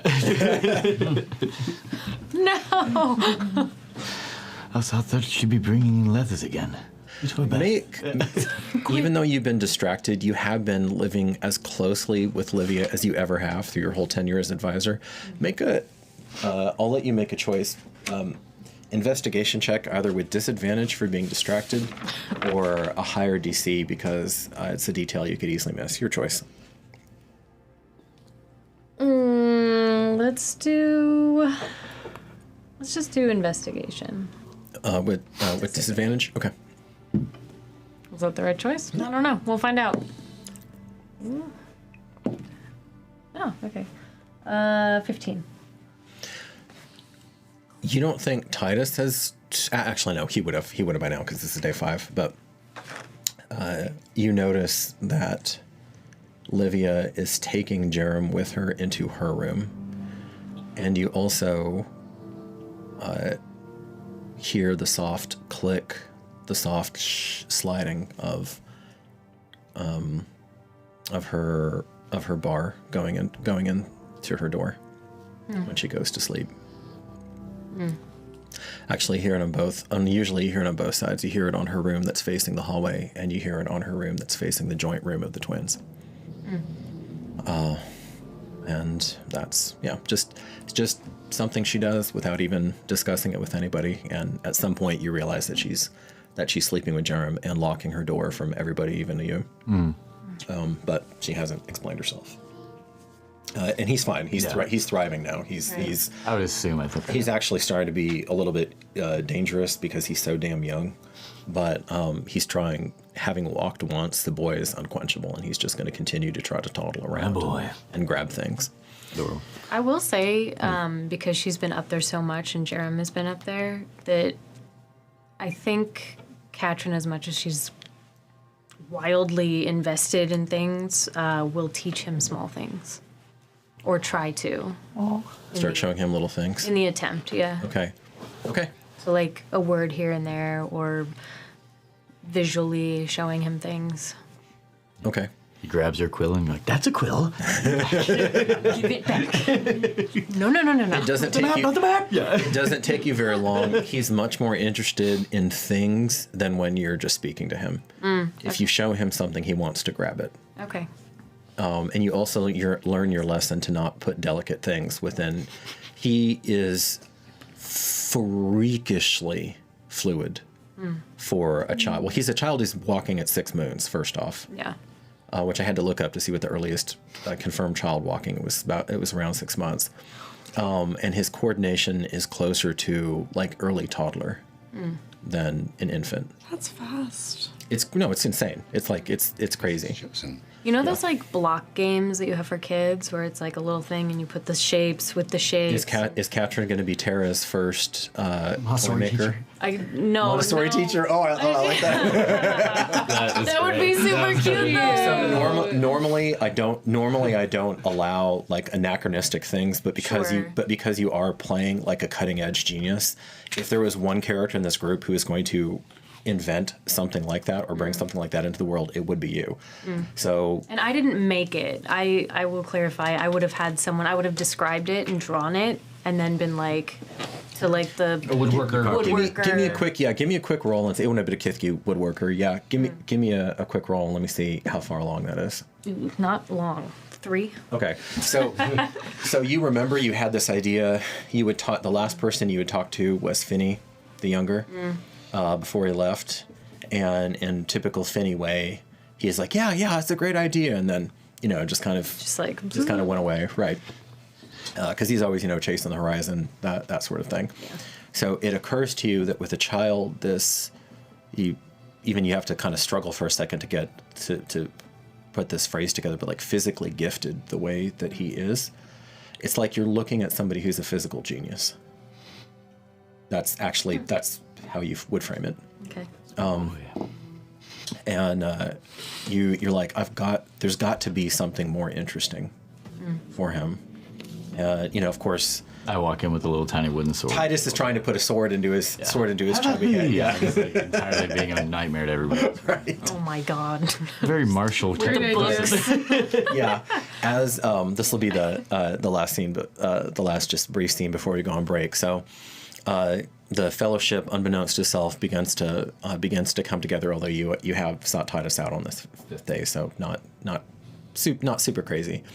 But like I said, you leave your family, Marcus, at about the time, just feeling it's about time to check in, because this is only the day. It's like high sun of the day after. Right. Yeah, the vigil and everything. Taking little vials with me, by the way. So I guess technically. Actually, I'm going to correct myself. This is going to be day 6 days out.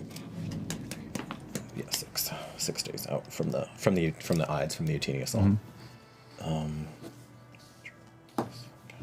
Pushing the cannons. Just always like to, pushing the cannons. Always like to try to keep this grounded, because could be very for sure. Very important once we get to like military strategy and whatnot.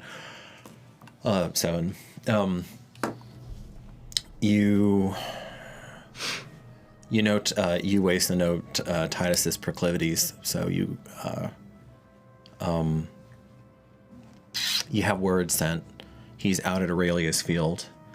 We probably need to go into this more, but Aurelius Field is in the process of being converted into a cemetery, because you do not have space in that cemetery.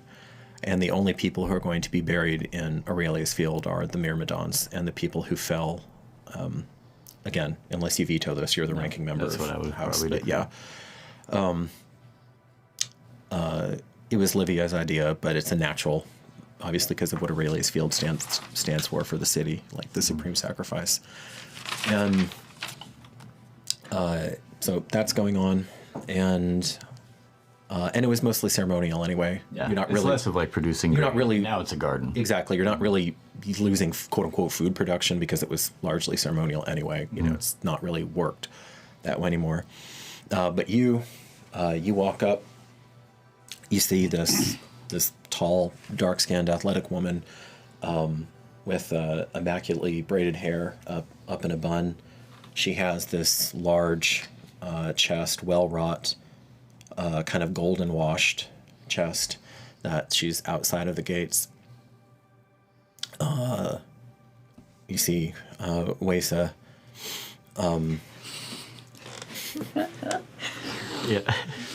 Marcus, as in that weird synchronicity that the Fellowship has sometimes. Marcus is going over there. Catryn, Livia had kicked you out of the keep long enough to go take a walk. Because you've literally haven't seen the sun except for the shutters in like 5 days. Yeah, that's true. And so like on day 6. Just like, she's like, The hell is that thing in the sky? And go. she even like she gives you a couple coin, like, go get something. Okay. Just goes to the hut. And don't just go to the hut, damn it. You know, Okay. and so you had taken a quick, kind of an unenthused pass of the marketplace, and then we're walking back, and you see this unfolding, and you had come in, and you were like, okay, well, I guess I need to report to duty at some point. You have to get off. Something's off with Jasmine. Not terrible. I mean, she's still there. There's the words from Granny. But you know that there's something that's like she's deeply trying to marinate in right now. Does it sound more like confliction? Conflicted between. Still, I'll let you make another insight check fairly soon, but not now, not yet. And you know that you've got to resolve your situation because she's feeling like she needs you. So all of you are more or less there. I'll let you decide when you walk into the scene or how far away you are, what you can see and all of that. When, that is him then. Aye. Oh, Weisa! Yeah, and I just started approaching. Like, My goodness, she was not exaggerating. What did you say?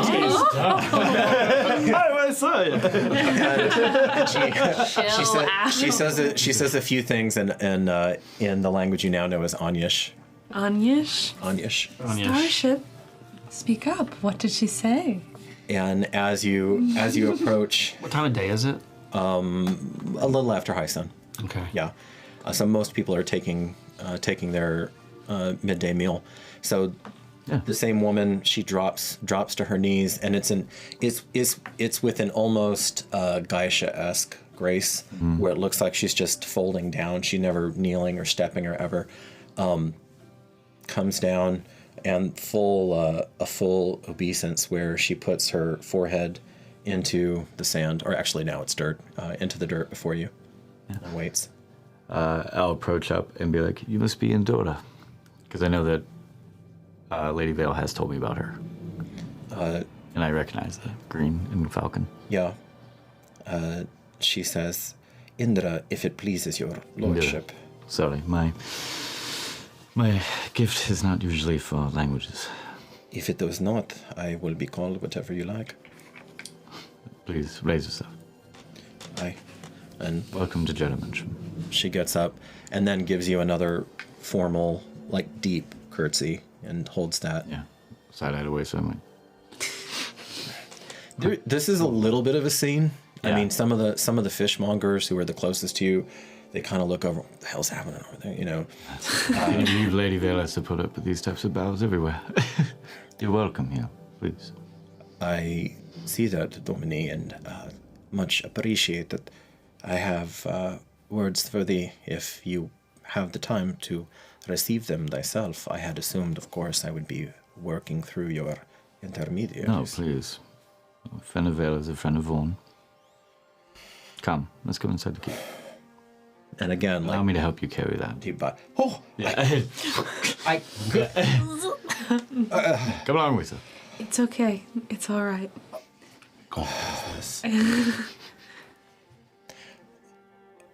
Right. and she goes, and we will return to see what Major Doma Indra Starstep has to say for herself on the other side of the break. All right. Until then, we will see you soon in about 15 minutes. Thank you so much, friends.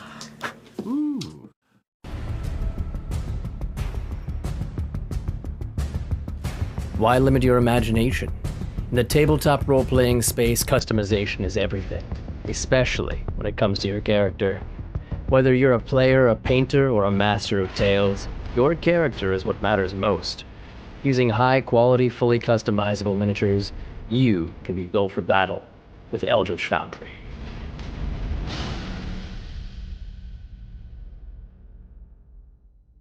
Greetings, weary travelers, and welcome to Constructed Chaos, a channel dedicated to all things D&D, including live play streams and podcasts, 3D printing, painting, crafting, homebrew content, and guides for players and dungeon masters alike. Join our Discord for even more special benefits, announcements, and free downloadable content.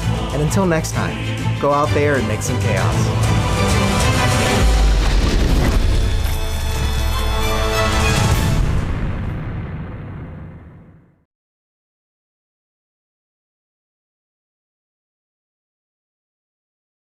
We lift our voice to greet the rising sun. Your splendorous touch burns away the dark. With a soft golden hue, your world is made anew. We follow the path you've laid.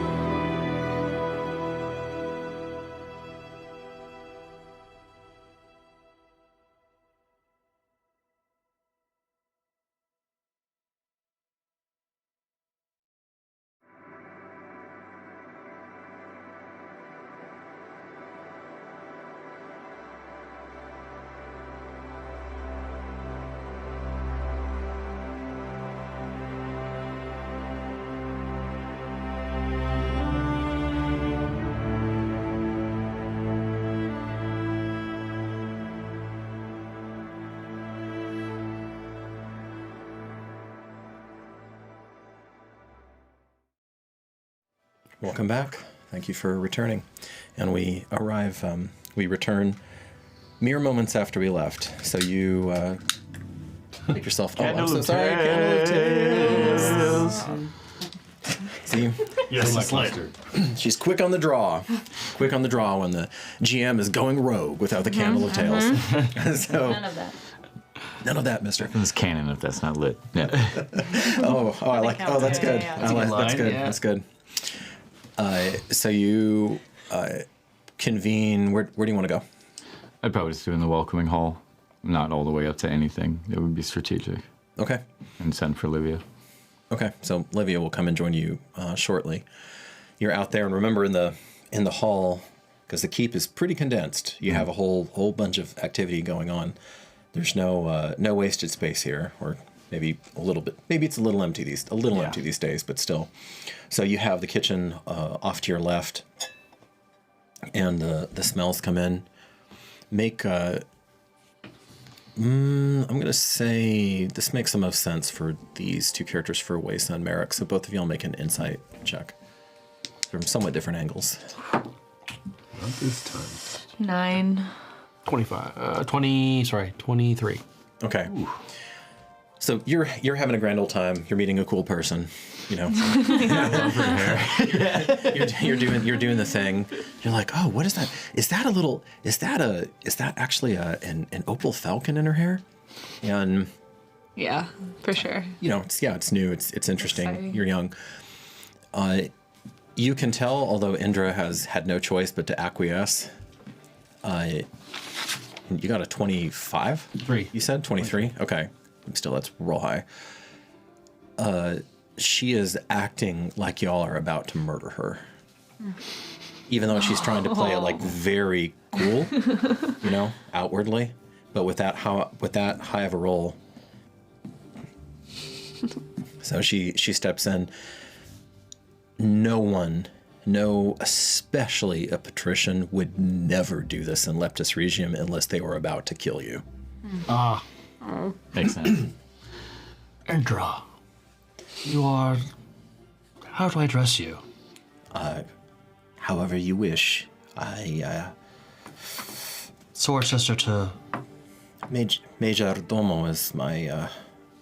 Doma is my title, but it seems a bit pretentious here. Oh, Major Domo. Do not worry. We do things differently here. Think of this as a council. Are you hungry?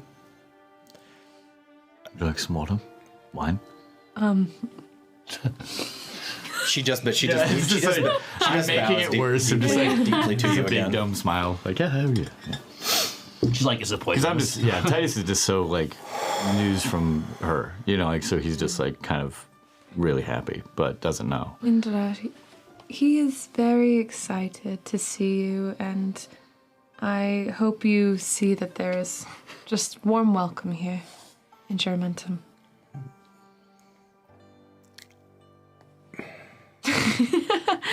You have fear in I walk over to her. Hey, Lucretia. Okay. For that, I'd smack Merick. Okay. Yeah. So. And that probably comforts Sorry about her. the little one. Yeah. And that's her coughing like. It's rare that we get visitors, especially ones that pertain to Lady Vale. Indeed, Domine, and I would not darken your doorstep were it not for the fact that my own mistress, to who I am both by bonds of honor and, more importantly, of the heart, she has gone. Is it appropriate here for me to speak openly to thee You can speak freely to in such company? Yes. You're going to have to make a persuasion check on that. Okay. Mare just plops down. Oh, God. I'll let you do it with advantage because Weisa's off on the ground for you. It's 12. Truly softened it. Yeah, 12.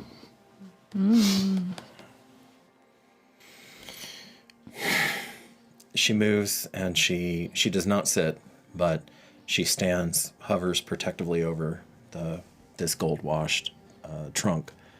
Would you prefer if we spoke in private?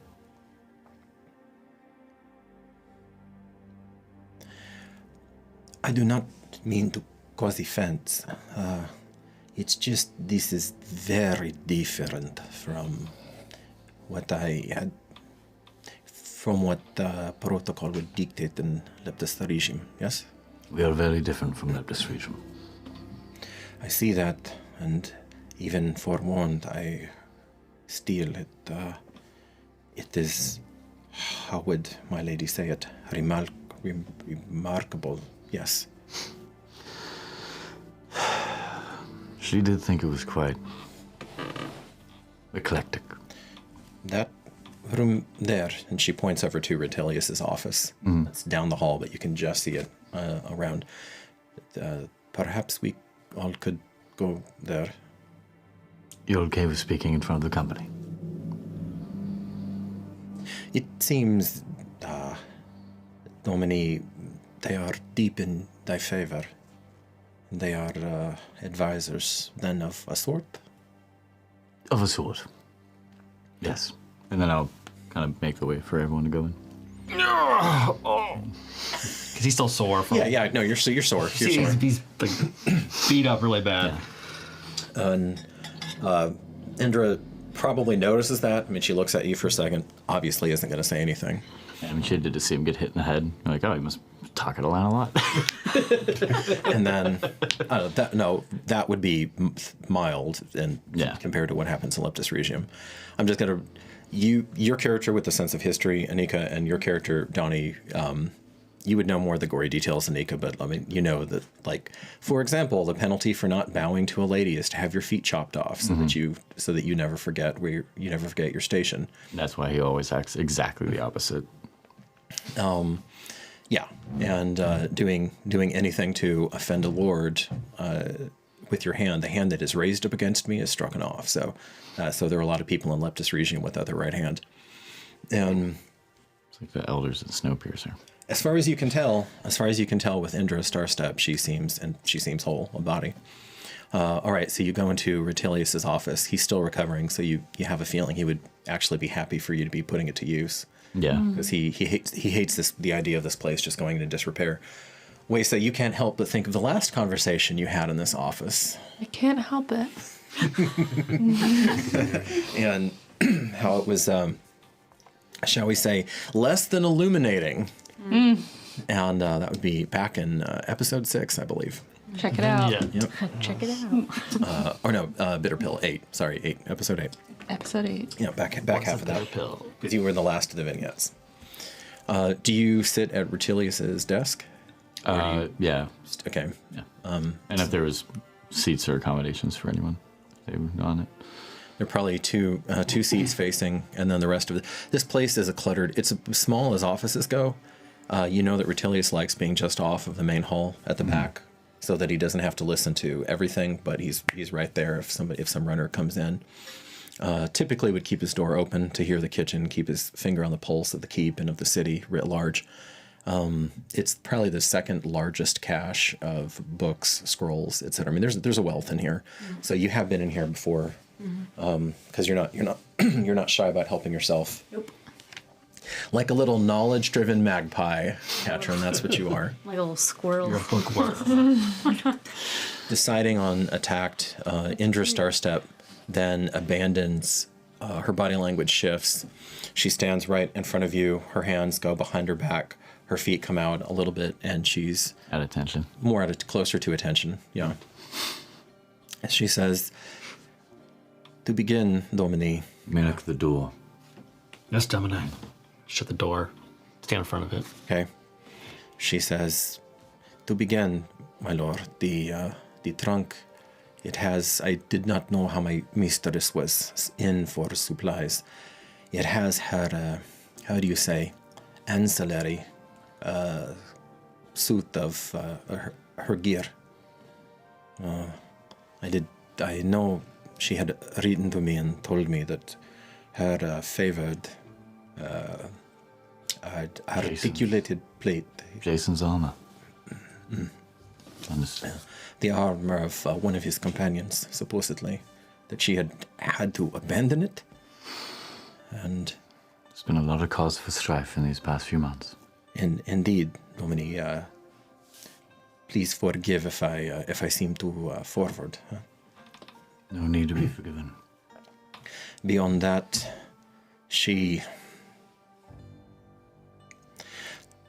I have decided as her major doma to interpret the order that she sent to me, and so even though she was explicit in it, and she knows me well, her very bad, willful major doma, I decided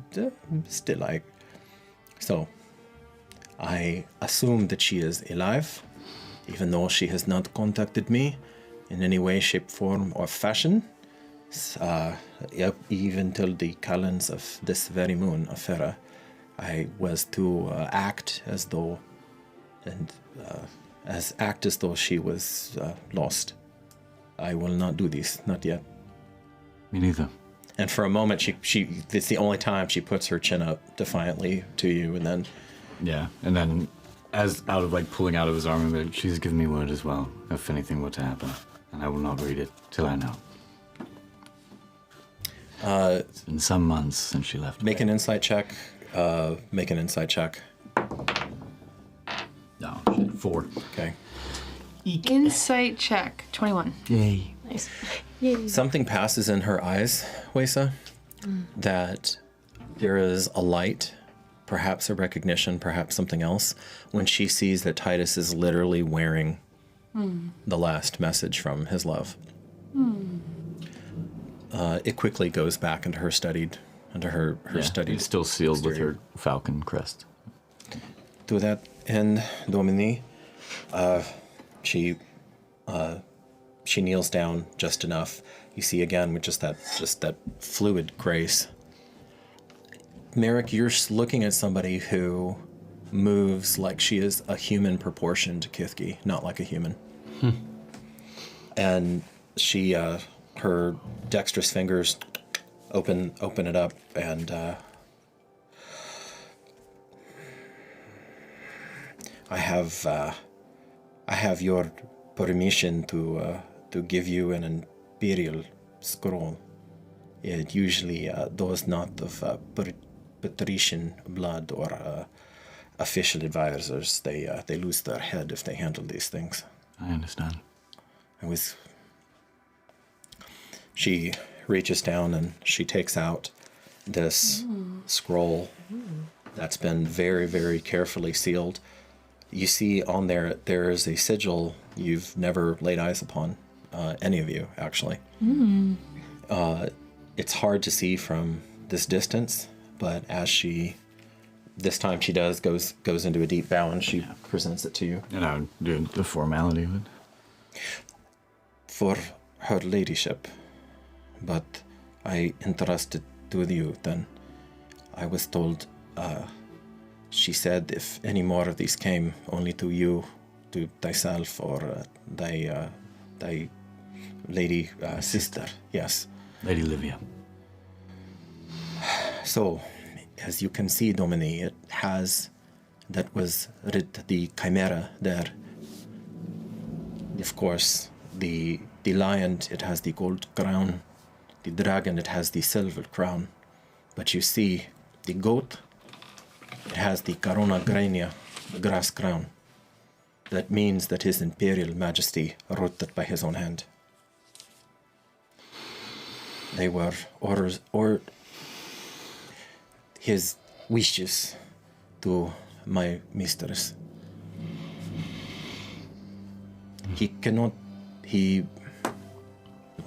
His Majesty does as he likes, of course. He, by tradition, should not give her the direct order and while she is in this quasi-exile of hers. But without recalling her to court, she has not been recalled. But how was Antonius? I suppose I should not be surprised. He is well, still with his father's people. Good.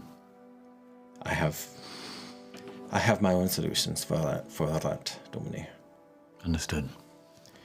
So that is for her when she returns. She will return. And with that, may I leave this? She, for whatever reason, Donnie, she opens it and shows you, like to show you, hey, there's not a hidden assassin. Yeah. Inside of the trunk. Yeah. But like she fully opens the trunk and steps back, like assuming or that you want to inspect it. Yeah. And you're thinking of all these wild histories and stories, mainly that Livia has told you and that you, Catryn, have read about the elaborate lengths that old Empire nobles have gone to murder each other. Mm-hmm. Oh yeah. Up to and including people. Poison needles on. Yeah, I mean just some crazy, somebody getting sewn into a mattress and waiting days for somebody to come to bed and stabbing them through the mattress. I mean just insane stuff like that. Typical stuff. Wow. And, like you do. Like you do when you're an ancient empire and you have, some majorly incestuous bloodlines that are all vying for supremacy constantly. And you see inside, it's a very different style from what you're used to, but you're any of the martial characters' eyes, you flicker over it, you quickly see the defensive value of this. It's a much more streamlined situation than like her classical articulated plate, because she had those huge metal poldroons. Because this one was made for her, where the other one was inherited. Right. Yeah. Right. Makes sense. Well, and also remember hers was an antiquated style. Mm-hmm. This doesn't even look like it's empire. Yeah. But it's some sort of metal that has been gold washed. There are, instead of the leather turgis that you're familiar with, there are hints of leather, but it looks like there are ringlets of mail, and it would also be more form-fitting for her than what you've used to her seeing. Probably look down on it and just kind of be like, I can see why she always went with the antique. She's not really one for showing off. No, this was a. I'm sure you know. I do. This was a make a perception roll. Sorry, not perception, persuasion with advantage. My gift. Because she knows you love her now. That is 17. She says, a suitor of the past, a failed suitor of the past. And with that, she changes. She closes the lid. How many keeps does one need? Please. Do I have thy blessing, Domine, to set out at dawn and find her?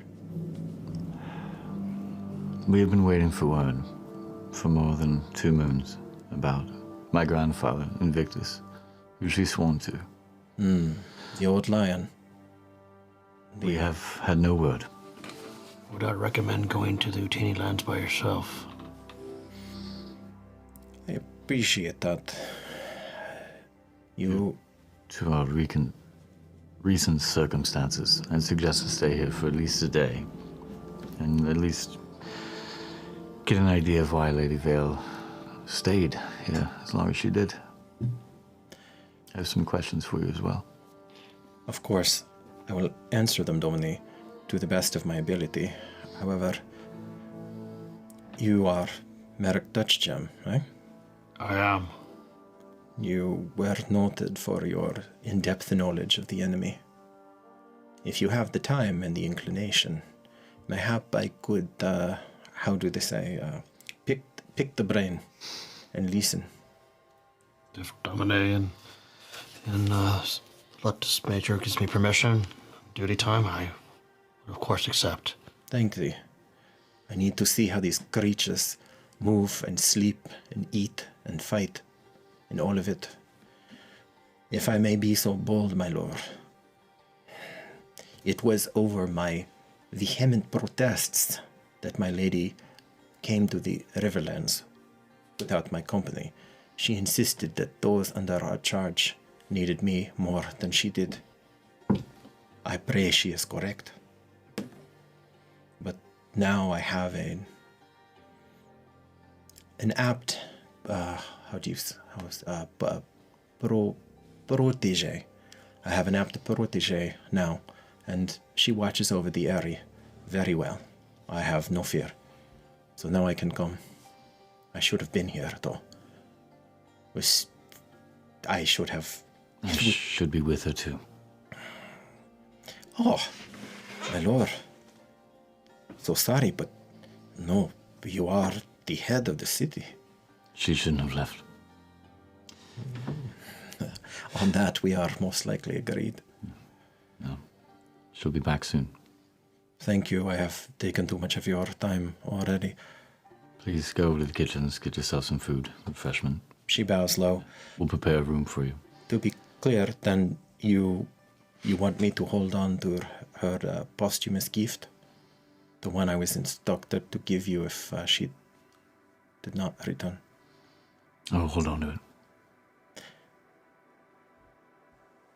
She reaches underneath, and you can hear her tear some fabric. And she takes out what looks like an old, battered necklace of shells, of green tinted shells. And she says, "This is given to the women of her line, and has been mayhap since the founding of the empire. It is ancient indeed. It has properties of itself, but it reminds me of her hair.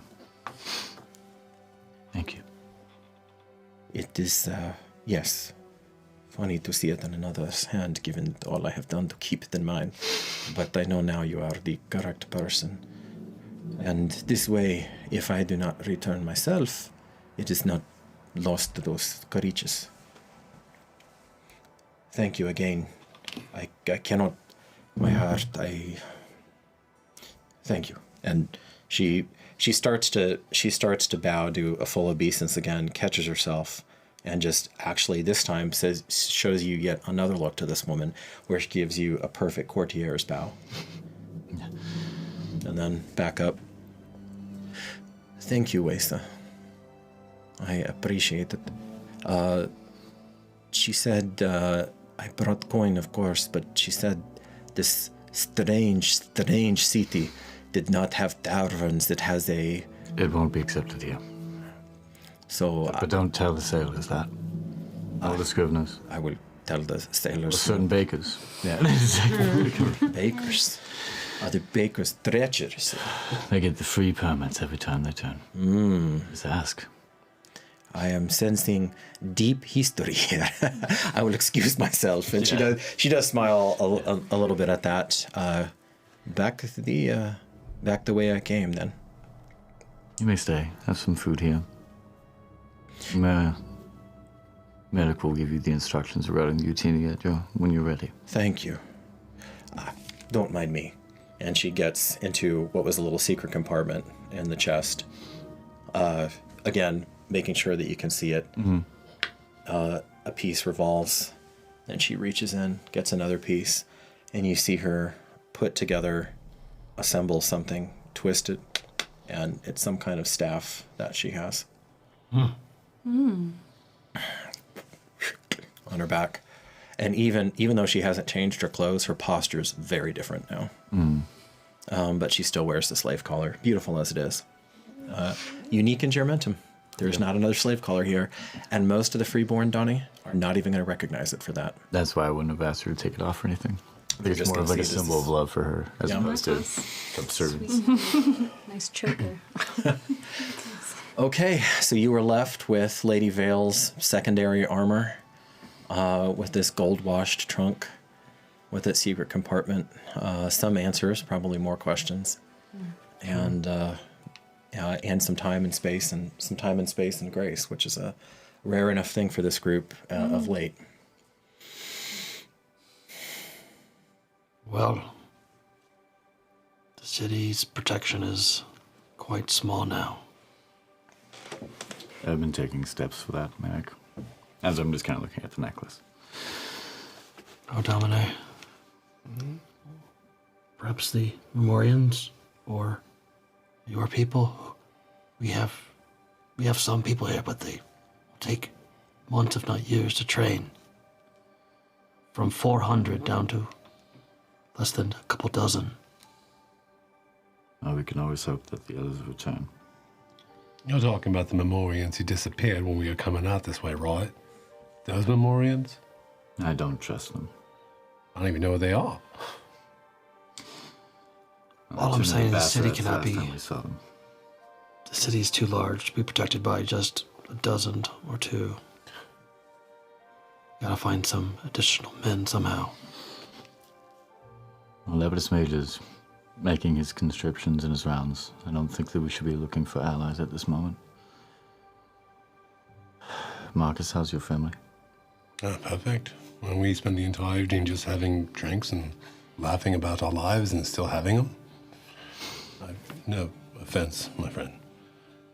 I understand you had the most horrific losses of all with your people. Yes. Yes, I do. I'm sorry. It is good to hear the joy, though, from your family. On that note, so my son started glowing. I don't know if you heard anything about that.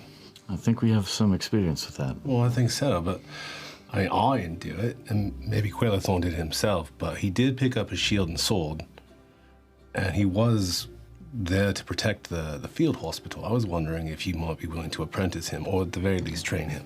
I can send him to Leptis Regium. Well, not Leptis Regium, apologies. The shrink. Yeah, there's been a lot going on. Leptis Major? Yes, that's him. Does he want to be a squire? I haven't spoken to him about it yet, but he has shown himself to be quite courageous. He has always done what is right, and I think he understands the gravity of the situation here. Everyone in the city has their choice. If he wants it. Okay, well, I'll bring it up to him and see what he says. If he agrees, I'll bring him up to you personally. And on that note, Miss Weisa. Agenda. I do. My niece, Octavia, you remember her, right? Can I talk pretty like you? That one. She needs something to do. She's not old enough to be out and about. She's not old enough to be training. However, she does have a quiet shining of you. And I thought maybe at Publia's you might need a little bit of extra hands. Oh, wow. We absolutely could use her support. Well, I'm sure she will agree most readily when I talk to her about it. Oh, how exciting. And Lemonius will be enjoying her too. If I know anything about Publia, she does love free labor. Who doesn't? That was the product, actually. And I have one more thing for you. The day after the battle, I decided to go up to the battlements and start taking some of the samples of the creature's blood. I have 3 different vials of 3 different types. One was the creature that we fought directly, and then one was the small ones that seemed to scuttle in, and then was one of the common soldiers. I don't remember which one the common soldiers and the little ones were, but I did mark the big one was. Wow. Chieftain. Well, the one that we fought, I don't know. Sub-chief. Whatever. Something like that. Him. It's dead. And I'm going to pull out like 3 different vials. There's one slash on the top, but the other 2 are just normal. These would be them. I know what you can see from it. I know if you can find anything about it, but you know, everything. Fingers. Like in a candy store. I wanted to go out and get the shaman's blood too, but I ain't brave enough for that. There's a lot going on out there. Good idea.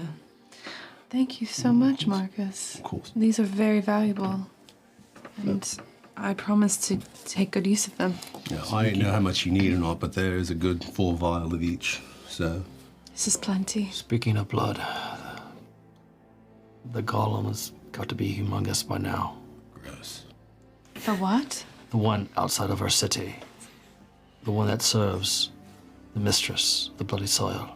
Oh. Why are we entertaining it again? I wanted to kill it. I understand you have your reasons for what you do. I ain't know what those reasons be yet, but why are we entertaining something, this creature, right outside our gates, who can come at any time? You say the same about Nilishli. Well, I suppose, but she's not feasting all the blood out there, is she? Nilishli warned me that. Well, perhaps this thing is here for a reason. There's so much blood to be utilized.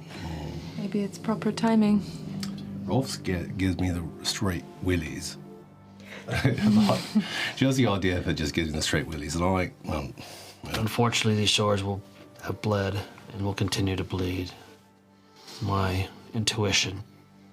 This is a area for lots of conflict. I can see that. What does she mean to you? How many days before Leptis Regium sends forces up here? I've had no word. I guess, would I be allowed to read this if she's gone? Or I have to hold on to this, correct? It's for her eyes only. For her eyes only. Okay, yeah. Tuck that away next to the other one. I thought without a response they were going to do something. I can't worry about things that haven't happened or may happen yet. Domine, I don't know if this is the proper time, but your sister mentioned that I should speak to you. Yes. If you 3 would give us a moment. Of course. Mm-hmm. Of course. Catryn, anything you've seen about that? Just goes out. You just start having conversations. Yeah. Did Catryn keep the soft bark scroll with the information on it, or does Weisa have it again? She probably would have just read it and then given it back. Okay. Yeah. She just memorizes it. Yeah, true. No, Got that mind. It's in the vault. Yep, it's in there. Okay. Mental vault. Weisa. Food. If you guys all go to the kitchen. Yeah. Thank you. It seems like yesterday you charmed your way into having the most prominent bakery stand in the market. And Merick thought you were going to poison me. Wow. You stood beside me, fought bravely, bled with us, showed undoubtable courage. I know that this wasn't your home at first, but I feel as though it is now. I think Handmaiden is not a fitting station. I wanted to ask if you would be willing to, and then I'm going to pull out, it's like a little sigil of a griffin with like a red on it. And it's kind of like, to be my advisor. Ooh. You would be able to speak with the authority of House Vaughn and respond in kind. I know that this is a lot to ask, but it's the only honor I feel as though I'm capable enough to give to someone of your regard. She blushes a bit. It's a bit much, and there's a just instinctual bow, probably one of the only ones she's given in a long time, like this. I'm a bit speechless, but of course. I was hoping you'd say that. And then I'll kind of walk it into a very military kind of pinning on of that. Wow. I trust you. And this House Vaughn does as well.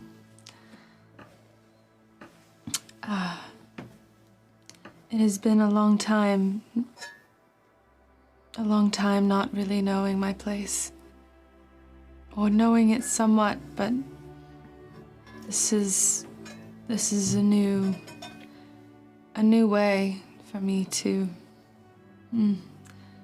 be here. Thank you for the opportunity. And yes, this is my home. It is my true home. And everything we do is for Jerem, right? For tomorrow. Thank you. Okay. Do you call the others back in? Or do you go out too? Yeah, I mean, yeah, I'll call the others back in. Okay. I'm a little... Ooh. You feel and hear the rustle of the bark in your pouch. I'm getting to it. You're so funny. You're Lord Hand Hey. of House Vaughn. Fuck yeah, dude. Get in. All right, everyone. There's some news. Catryn and I have spoken of it a bit, but there is some kind of island up north that Publia has written me about. I'm feeling my intuition is saying we must be known. There's a reason she would write to me. On an island that doesn't exist? I don't think she would lie. Me neither. And what of it? But she mentioned that it was almost impossible to get to. There's fogs and what seemed like almost death. But Is it on any maps? Any mention in myth? no one knows about it. I've talked to the sailors. Have you spoken to Rutilius about this yet? Is he in good health for that? He's never in good health. He's old. He's dying. But he's still always in good mind. I might be able to take a look at him if you want. Yeah, absolutely. I think only for this room and Livia should know about this island. Agreed. If you're going to speak to sailors, let's have an emissary or someone else to do that. I don't want to be causing rumors. Fair enough. But Evander, who's a sailor, and Jason, we know enough that they'll bleed with us, that they'll probably can trust them. They did arrive on a ship. Evander will bleed for Jason. I don't know if he'll bleed for us, but he'll definitely bleed Jason for Jason. risked his life to save all He of did. us. What if they decide to leave? Charge. Jason decides to leave, Evander goes with them. What if you decide to leave? I ain't leaving. Can't think of these things. Wherever they go. What do you think, Catryn? I think it's too soon to leave, I agree. but I am intrigued. An island that doesn't exist in a place no one knows. What was on the island? She just said it was impossible. And that's Jason Tenderheart? Jason Really? Tenderheart's last resting place. That's where he was buried. Well, color me interested. We knew you'd be interested. Yeah, the last one to bring the light before you. There's a less resting place at that. I wonder what kind of scrolls you might have there. I'm just going to remind the player, since it has been months in real life, that it took Publia a whole campaign of shadows and whispers to be able to find this. So the crux of the problem here is there's an island that's impossible to find, surrounded by mist that no one's ever heard of, and Publia wishes for us as a group to go and investigate that island. I'm not opposed, but it's impossible to find. It's surrounded by things. It's steeped in mystery and rumor. Catryn, will you read the letter aloud to us? I can't. I don't. I have it. One moment. You should read it. Due north from the Vaughan Keep, roughly 3 days out, is an island. As best as I've been able to determine, it's the final resting place of Jason Tenderheart, the strongest Beleta Sanctus holy warrior that's ever been. He purportedly set off in the full kit, along with his lifelong brother-in-arms, Tesserin. Supposedly, it's impossible to actually land on the island. I've heard all manner of stories as to why, from a sudden pea soup fog to winds that come out of nowhere, to buffet the vessels away. Some even tried to tell me of sea hags that emerged from the depths to drag men kicking and screaming beneath the waves by their ankles. Make of that what thou wilt. In any event, don't try this until you're ready, if at all, and don't leave the city defenseless. XOXOP. What's XO mean? You'll find out one day. No, I'm kidding. You're not old enough. Four kids. I already know what hugs and kisses are. I think that this will require a lot more research and obviously to defend the city first, but thank you for making us aware. Of course. Well, Do I have your permission, Domine, to speak to Beacon Gaius about potentially what he might know of the final resting place of Jason Tenderheart? He might have something more within the church's confines than we might have here. As long as you trust him. I do. And permission granted. Thank you. I guess we'll just have to find what we can and when we can. I do feel it's important. And I also understand that we're in a fragile time. Security to the city is paramount.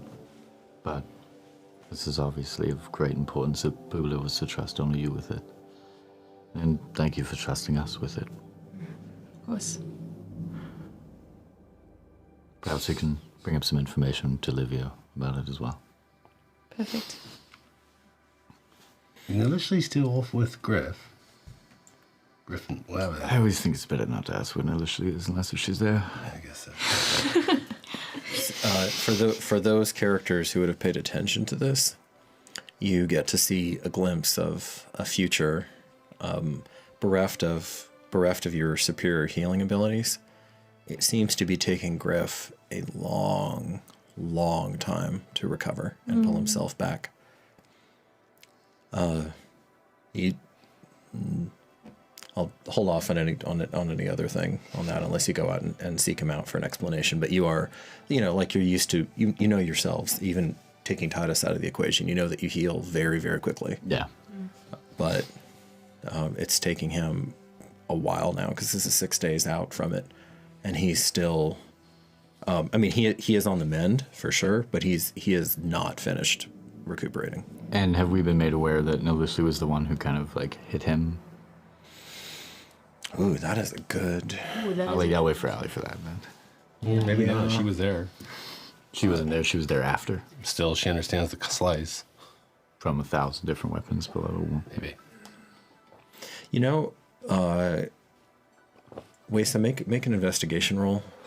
And let me see if during all that chaos, if you twig to what had happened. 14. 14?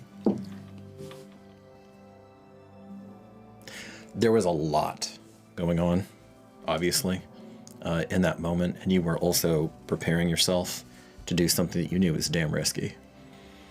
You do wonder about the nature of the injury because Utini, that was not an Utini hatchet or tusk. Yeah. But you have not necessarily inquired any more closely than that, and Griff certainly isn't offering any information on it.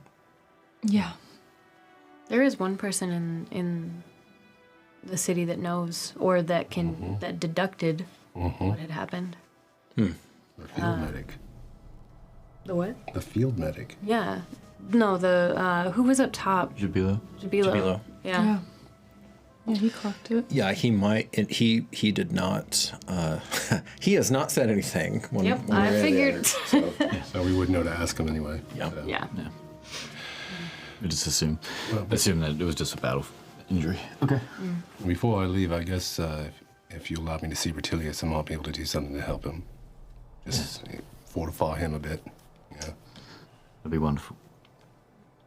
And Catryn, what do you make of this? And I would kind of show the shell necklace. She said properties. I don't know. Can she go in? Would the river even do anything with something that has properties? depends. Ooh. She'll just give you a slight nod and then just eyes kind of glaze over. Not even say anything. And she'll go into the river and see if there's anything. Yeah. I was kind of like put it out with Catryn, kind of like. I'm just like doing a thing. Eyes. Make an Arcana roll. Love Arcana. Oh, that's not great. 10. It has an interesting diffuse haze around it when you enter the river and you see the swirl of mana and ley lines and even some energetic beings or creatures, little wisps and traces of them making their way through, small guys. In the main, actually throw an investigation check on top of that. It's a detail one you may see at this time. 16. Okay. Yeah, so the main thing that you get from it, Anika, is that it's old. Old. Because after a long enough time, intent itself can begin to change, drift. And you see that there's the haze around it, what might have been something pristine or quite sharp. You know, if what Indra said has a soupçon of truth to it, this thing could be well over 1,000, even 2,000 winters old. And those would have to be some mighty duoomers indeed for it to continue itself to this point. Having said that, as you look at it, there is just this incredibly intricate work on it that you can't see until Titus happens to turn it correctly in the light. These little, almost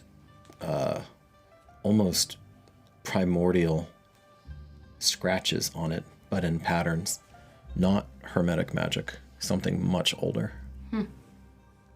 Have I seen it before? You've seen traces of it. It reminds you of like some of the Utini, not Utini, gosh, the Kithgi ceramic work, when they get into very, very detailed hatch marks like what and designs like what are around the Vorin tomb. Like runic. Almost runic, yeah, like that old. Which hermetic magic does make use of runes from time to time, but they're crisp and meticulous and all of that. Whereas this seems almost, it seems it might even be more shamanic, but you'd have to you'd have to examine it at length. Can I tell the shells where they come from? What kind of shells they are? Not from here. Okay. You know what? Finally, make a nature check. Yeah, nature. You have read extensively, so even though you haven't traveled. 24. Okay, well you can rule. You can I roll a 24 on that one. you can rule out anything around Lake Seleshkala or the Kithgi River. It's from a beach. So it's a different. Yeah, it's a different. Great. It's a different ecosystem entirely. Okay. And as you're looking at some of the faded glimmer on them, the mix of colors, there's actually something that tings in your mind of Nausecan poetry. That because remember, Adrian had collected everything he could find of the Nausecans and put it in that one book. There, what little there was left. Oh wow. Okay. What little there was left. And these shells match the description of what you've read about in what you've absorbed from their poetry around one of the lakes that their capital was built around. Do I know what lake? That the Nausecan word for it was the ripe apple. The ripe apple. Yeah, or usually just the apple. But they have a certain glint. Of course, it's hard because you're getting all of this through through kind of a flourish, Sure. literary writing, as opposed to a drawing with a pigmented drawing or something like that. So you're having to make some deductions, but you're fairly certain about it. And then she'll Come go back. out. Yeah. Oh god. Watching her intently, just like last time. Oh yeah. Yeah, just like last time. Glad you're back. The body was watching her intently. It is very old. Very old. The language that Adrian gave to me, that he gifted to me, is it's almost like it's from that era. And I think there is magic in it. I just don't know what. It's not hermetic, it's not what I use. It's different. It's beautiful. She wanted me to have it, and then Titus was gonna put it on. Oh god. Tuck it under. Maybe don't do that. wait. He's a fool. Now he'll do it. We will. I don't know about that. Please do not keep it on for very long. This entire time, Merick is staring out at a window, arms crossed, just focused on the outside. Okay. You'd have to stare at a door. There's no. Staring at a door. Oh, Mare. Or out the door into the hallway or something. Dang. You do notice down here a second map that has been crammed under copious scrolls. Oh my god, let's go. Okay. Yep. Who spots it? I'm gonna say you do because you have the highest passive. Yeah. Yeah, I'm busy. I'm busy. Yeah, you're busy. Yeah, I'm just like, no, does it look all right? And you just Everyone always said I look good in green. Yeah. A map?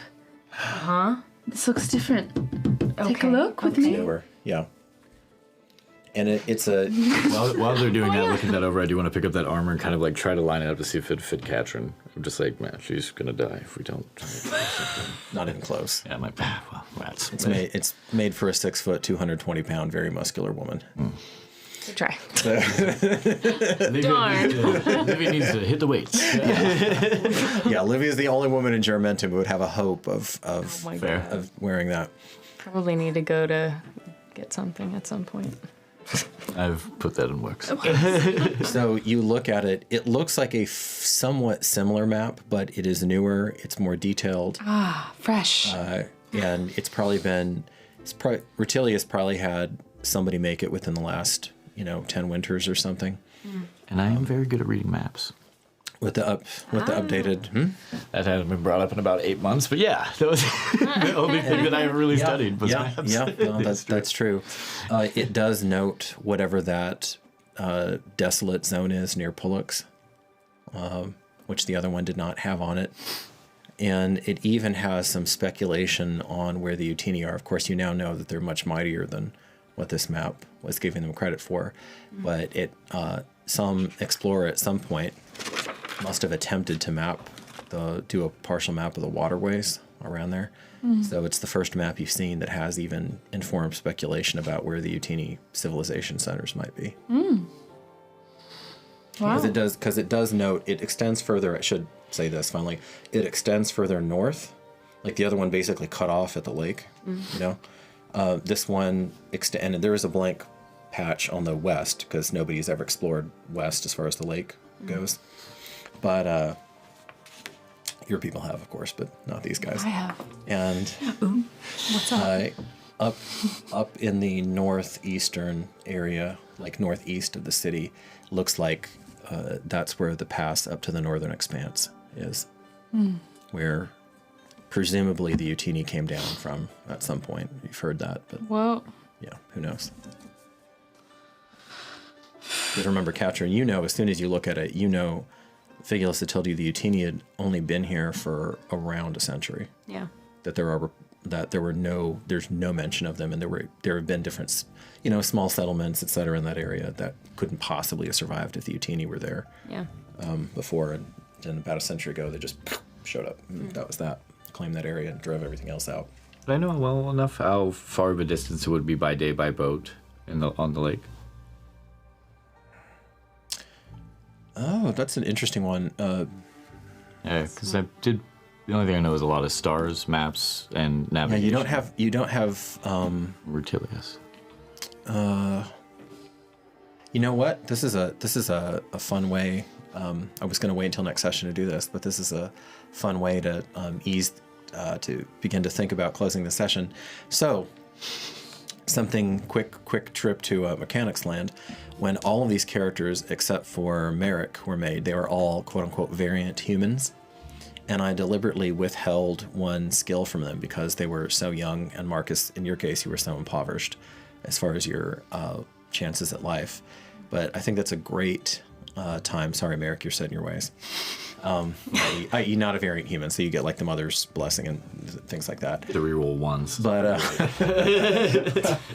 so if you want to, you can put down, because I was going to say you don't have proficiency in navigation, so but you can put down that you have navigation as a proficiency because you spent a lot of time what's up? now and invested that. Yeah, Nice. yeah, and that'll be the skill that you take. Do you do the through? Actually, no. I'm going to torture you a little bit longer because you were late to the game. You were late to the game. You're close. You're close to getting that proficiency in religion, but we're not there yet. Sorry. Suffer. I'm learning. Catryn is one of the OG characters. You've had ample opportunity, all that. Is there a skill that you have felt is badly lacking for Catryn that makes sense for her that you want to add at this point? And if the answer is no, that's fine. This is not a one-time thing. This is, basically, you can tell me next session if there's something you want to add.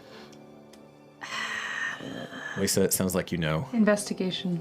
Okay, yeah. That wasn't even hard. I've since had 4 100% makes sense to me. So go ahead and bubble in investigation, and you now have that as the proficiency. I'm thinking of deception. So you get an additional +2.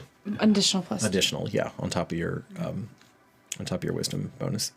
Would navigation be wisdom or intelligence? Well, it's intelligence. Oh, intelligence. Oh, sorry, for investigation, you're right. Sorry, intelligence. I was thinking perception. Cool.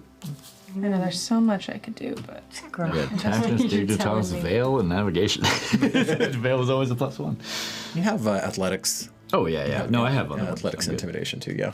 I think perception. Perception? Yeah. Ooh. Okay. I think she wants to. Be a little bit more embodied. I think so. A little bit more aware of her surroundings. Okay. Yeah. Looking at the map, because they had it open and looking at it, do I recognize Pulux? I get a lot of exploring around when I was a kid. I don't think your character's ever seen a map before. Make a raw intelligence check for me. Okay. Let's see, investigation. You don't have that, but still. Oh, I sure don't. Not with a 1. Okay. Oh, that's Leptis Regium. You don't. This may sound like ridiculous to a modern audience, but in the ancient world, it's not necessarily taken for granted.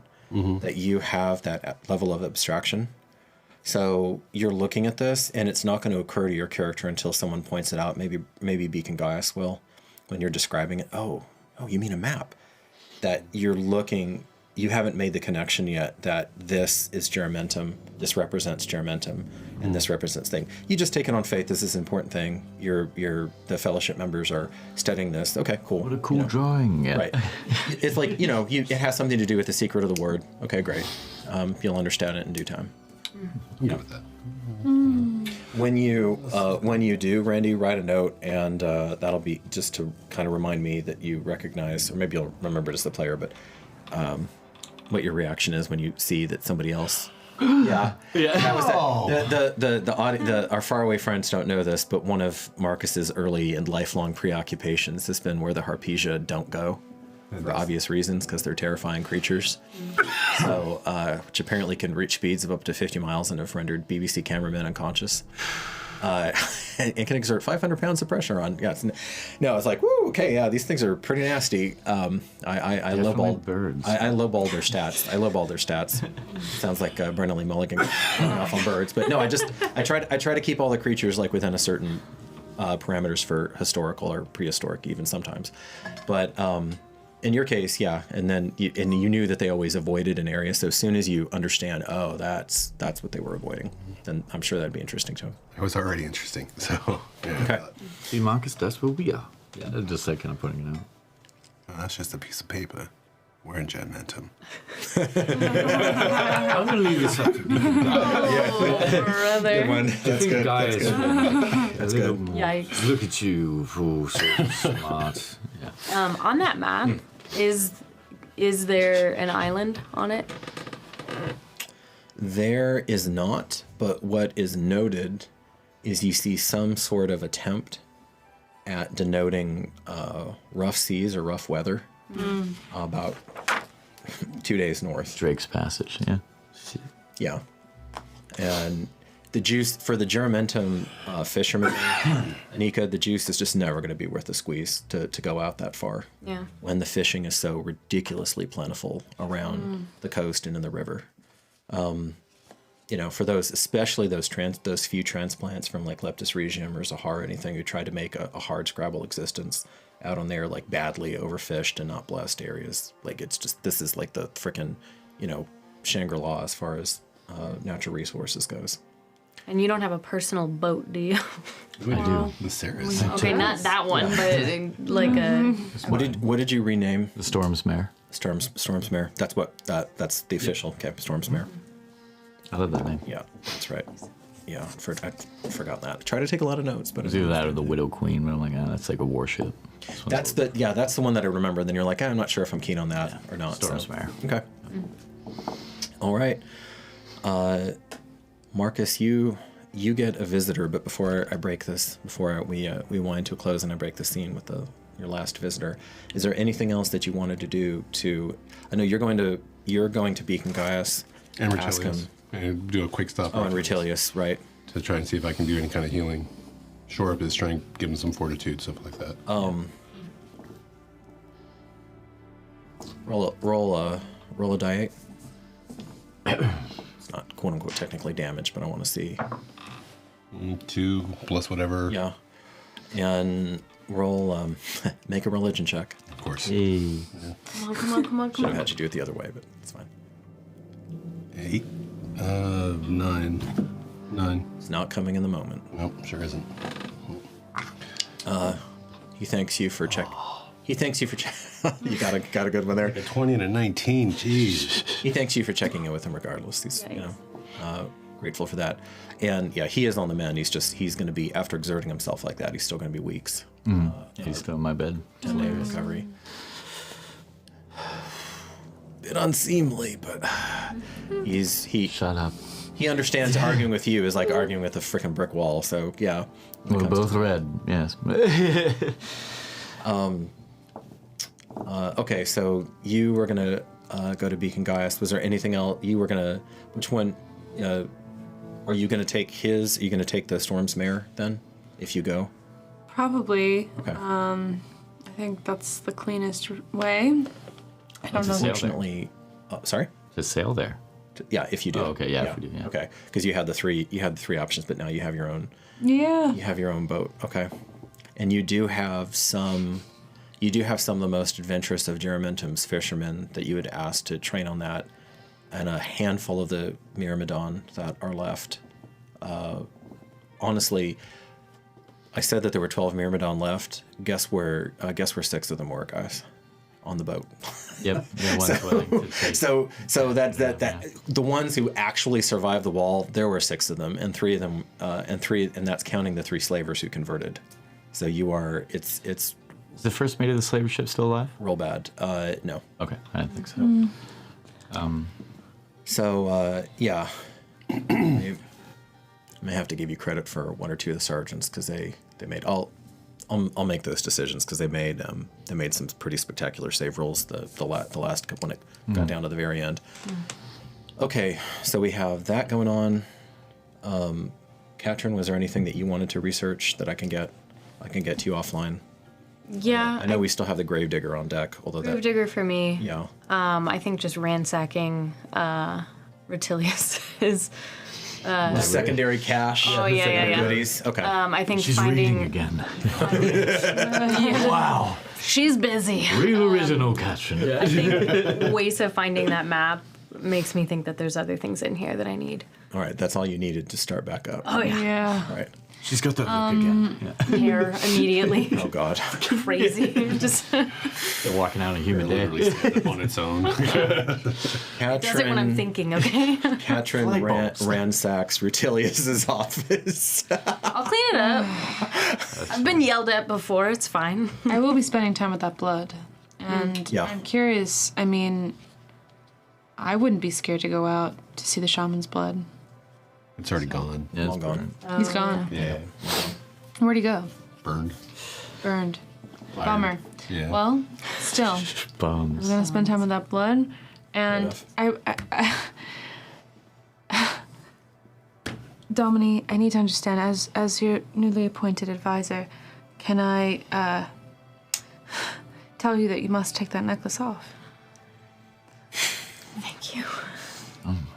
Thought it looked nice. Okay. I was gonna put it close to my heart though. Did I feel anything though when I put it on? There was a subtle tingle against your flesh. Yeah. She wouldn't give him anything with malice. I agree, but that's quite a powerful thing to do, so... You don't know its use. Not yet. Hopefully I can just give it back to her. Agreed. Thank you, Domine. Makes my advisor sleep better at night, that's fine. We sleep better at night. Do you think you can meet up with me at the Templar Temple in the morning? Just after first dawn? We can have that conversation we might have started the other day. Sure. Perfect. You get first-hand accounting of everything I know. In tit for tat, of course. Sure.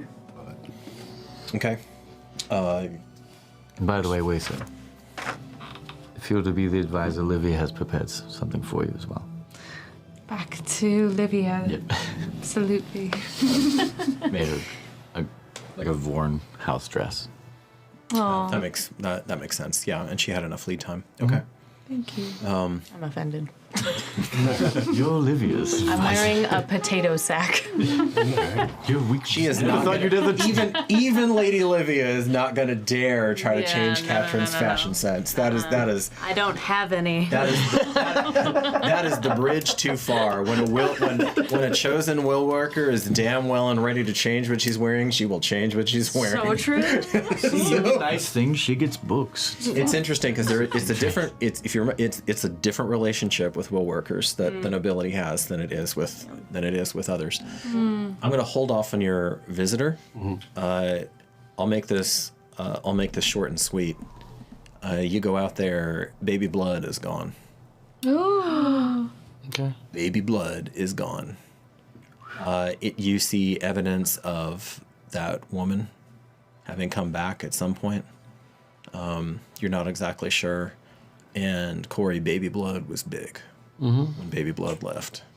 That's the blood golem. If that's Oh, thank God. No, I'm kidding. There's two? Yeah. It appears as though it sauntered actually west, and then you see evidence of it. I'm not sure how far out you're willing to track it, but like Quite a bit. you can't like you go out maybe half a day Okay. or something, and it still looks like it's headed pretty due west. Ooh. Towards my my cousins. Can I make that deduction? It's following the line. It's more toward Weisa's people. Okay. Yikes. Zoinks. More toward Weisa's people. We gotta get out of How here. was going when we were inspecting that body Yes, I believe so. towards the west? All right. Otherwise, I'm spending time with Jasmine and trying to work through a bunch of things internally. Sure. There's a lot. No, there's What's a lot. happened There's a in the lot last- stirred up. My family is going to invite Merick and Jasmine to family dinner with us on a semi-regular basis, however they want. Oh, Okay. besties. It's going to be, I'll send Alba over to Jasmine to see if they have a rapport with each other, and if so, then invite them over to dinner from that point forward. Anytime they'd like.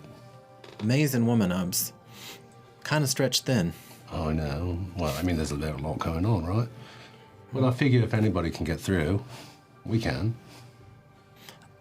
Thing was, she kind of had this laugh, and she was asking about if it was all right if she. I don't think I rightly heard her. That she said if she could bring her wife too. Yeah, they have a different culture. Why not? I mean, it's just you and me, of course, but why not them? Better be. And they're a bit. No, better be.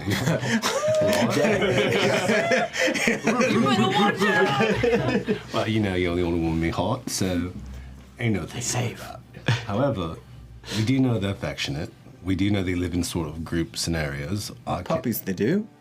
I wouldn't call them that. Crawling over each other. No more than the kids did to them when they were born. They grew out of it. They did. But they're also not human. Just fine. Yeah. We accept They're not that just up people. Yeah, sure, I guess. But the entire race of them? Oh, but you just said they weren't human. Well, I don't know what they are, but they ain't like us. So we allow them to be what they want. You see a glint in her eye. Oh. You messing with me? That you are. Scotch. Oh. Adorable. I love that. So I guess, yeah, absolutely. Have to bring the wife, the husbands, whoever they want, kids if they want. It's a family fair. It should be for everyone. Husbands.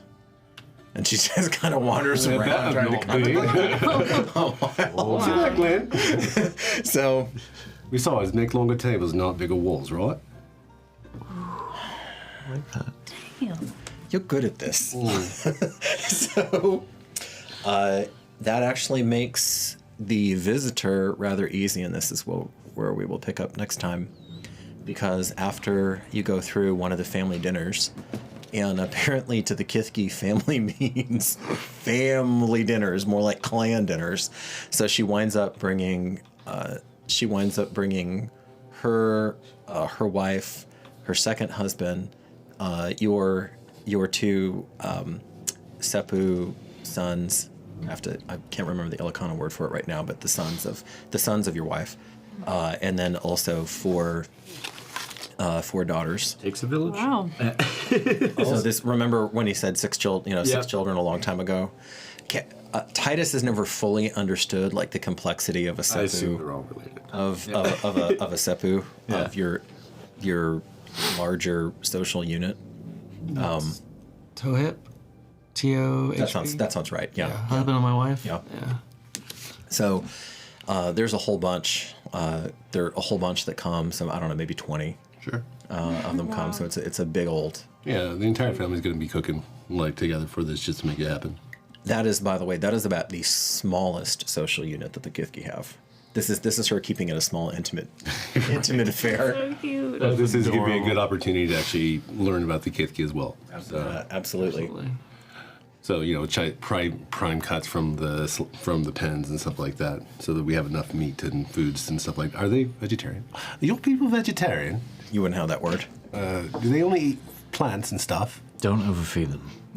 Don't feed them after midnight. No. That varies. It varies amongst the Which is Kithgi. Oh, great. So we can do a full range of foods then, yeah? Yeah. Love it. All right, I'll come on by anytime. And Merick, by the way, right now is just he's trying to smile, but he's not in the best of moods right now. I understand. Jasmine. He's trying to make the most of it. Yeah. Might be good for Jasmine too. Oh yeah. So Jasmine leans over and at some point, she thanks you, draws you in, and she whispers something into your ear, and that's where we'll pause the story.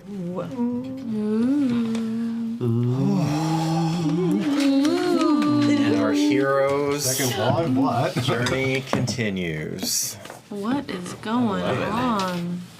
Maya, the Leptis Terrier, coming in clutch, snatching things. You better be careful though, because she's going to be snatching things all in the bakery now. Well, what the heck? So things have to. Now you got a little Send kid to Octavia help in the out. morning to start like the next morning tea. I'll walk Love her there that. myself. I will, if you guys have anything else that you need me to do that you want to do in preparation, let me know as far as the trip goes or the defenses or whatever, and I'll try to get that. Last week was kind of wild. To our faraway friends, thank you so much for spending that most precious commodity with us, your time, the greatest gift one human can give to another.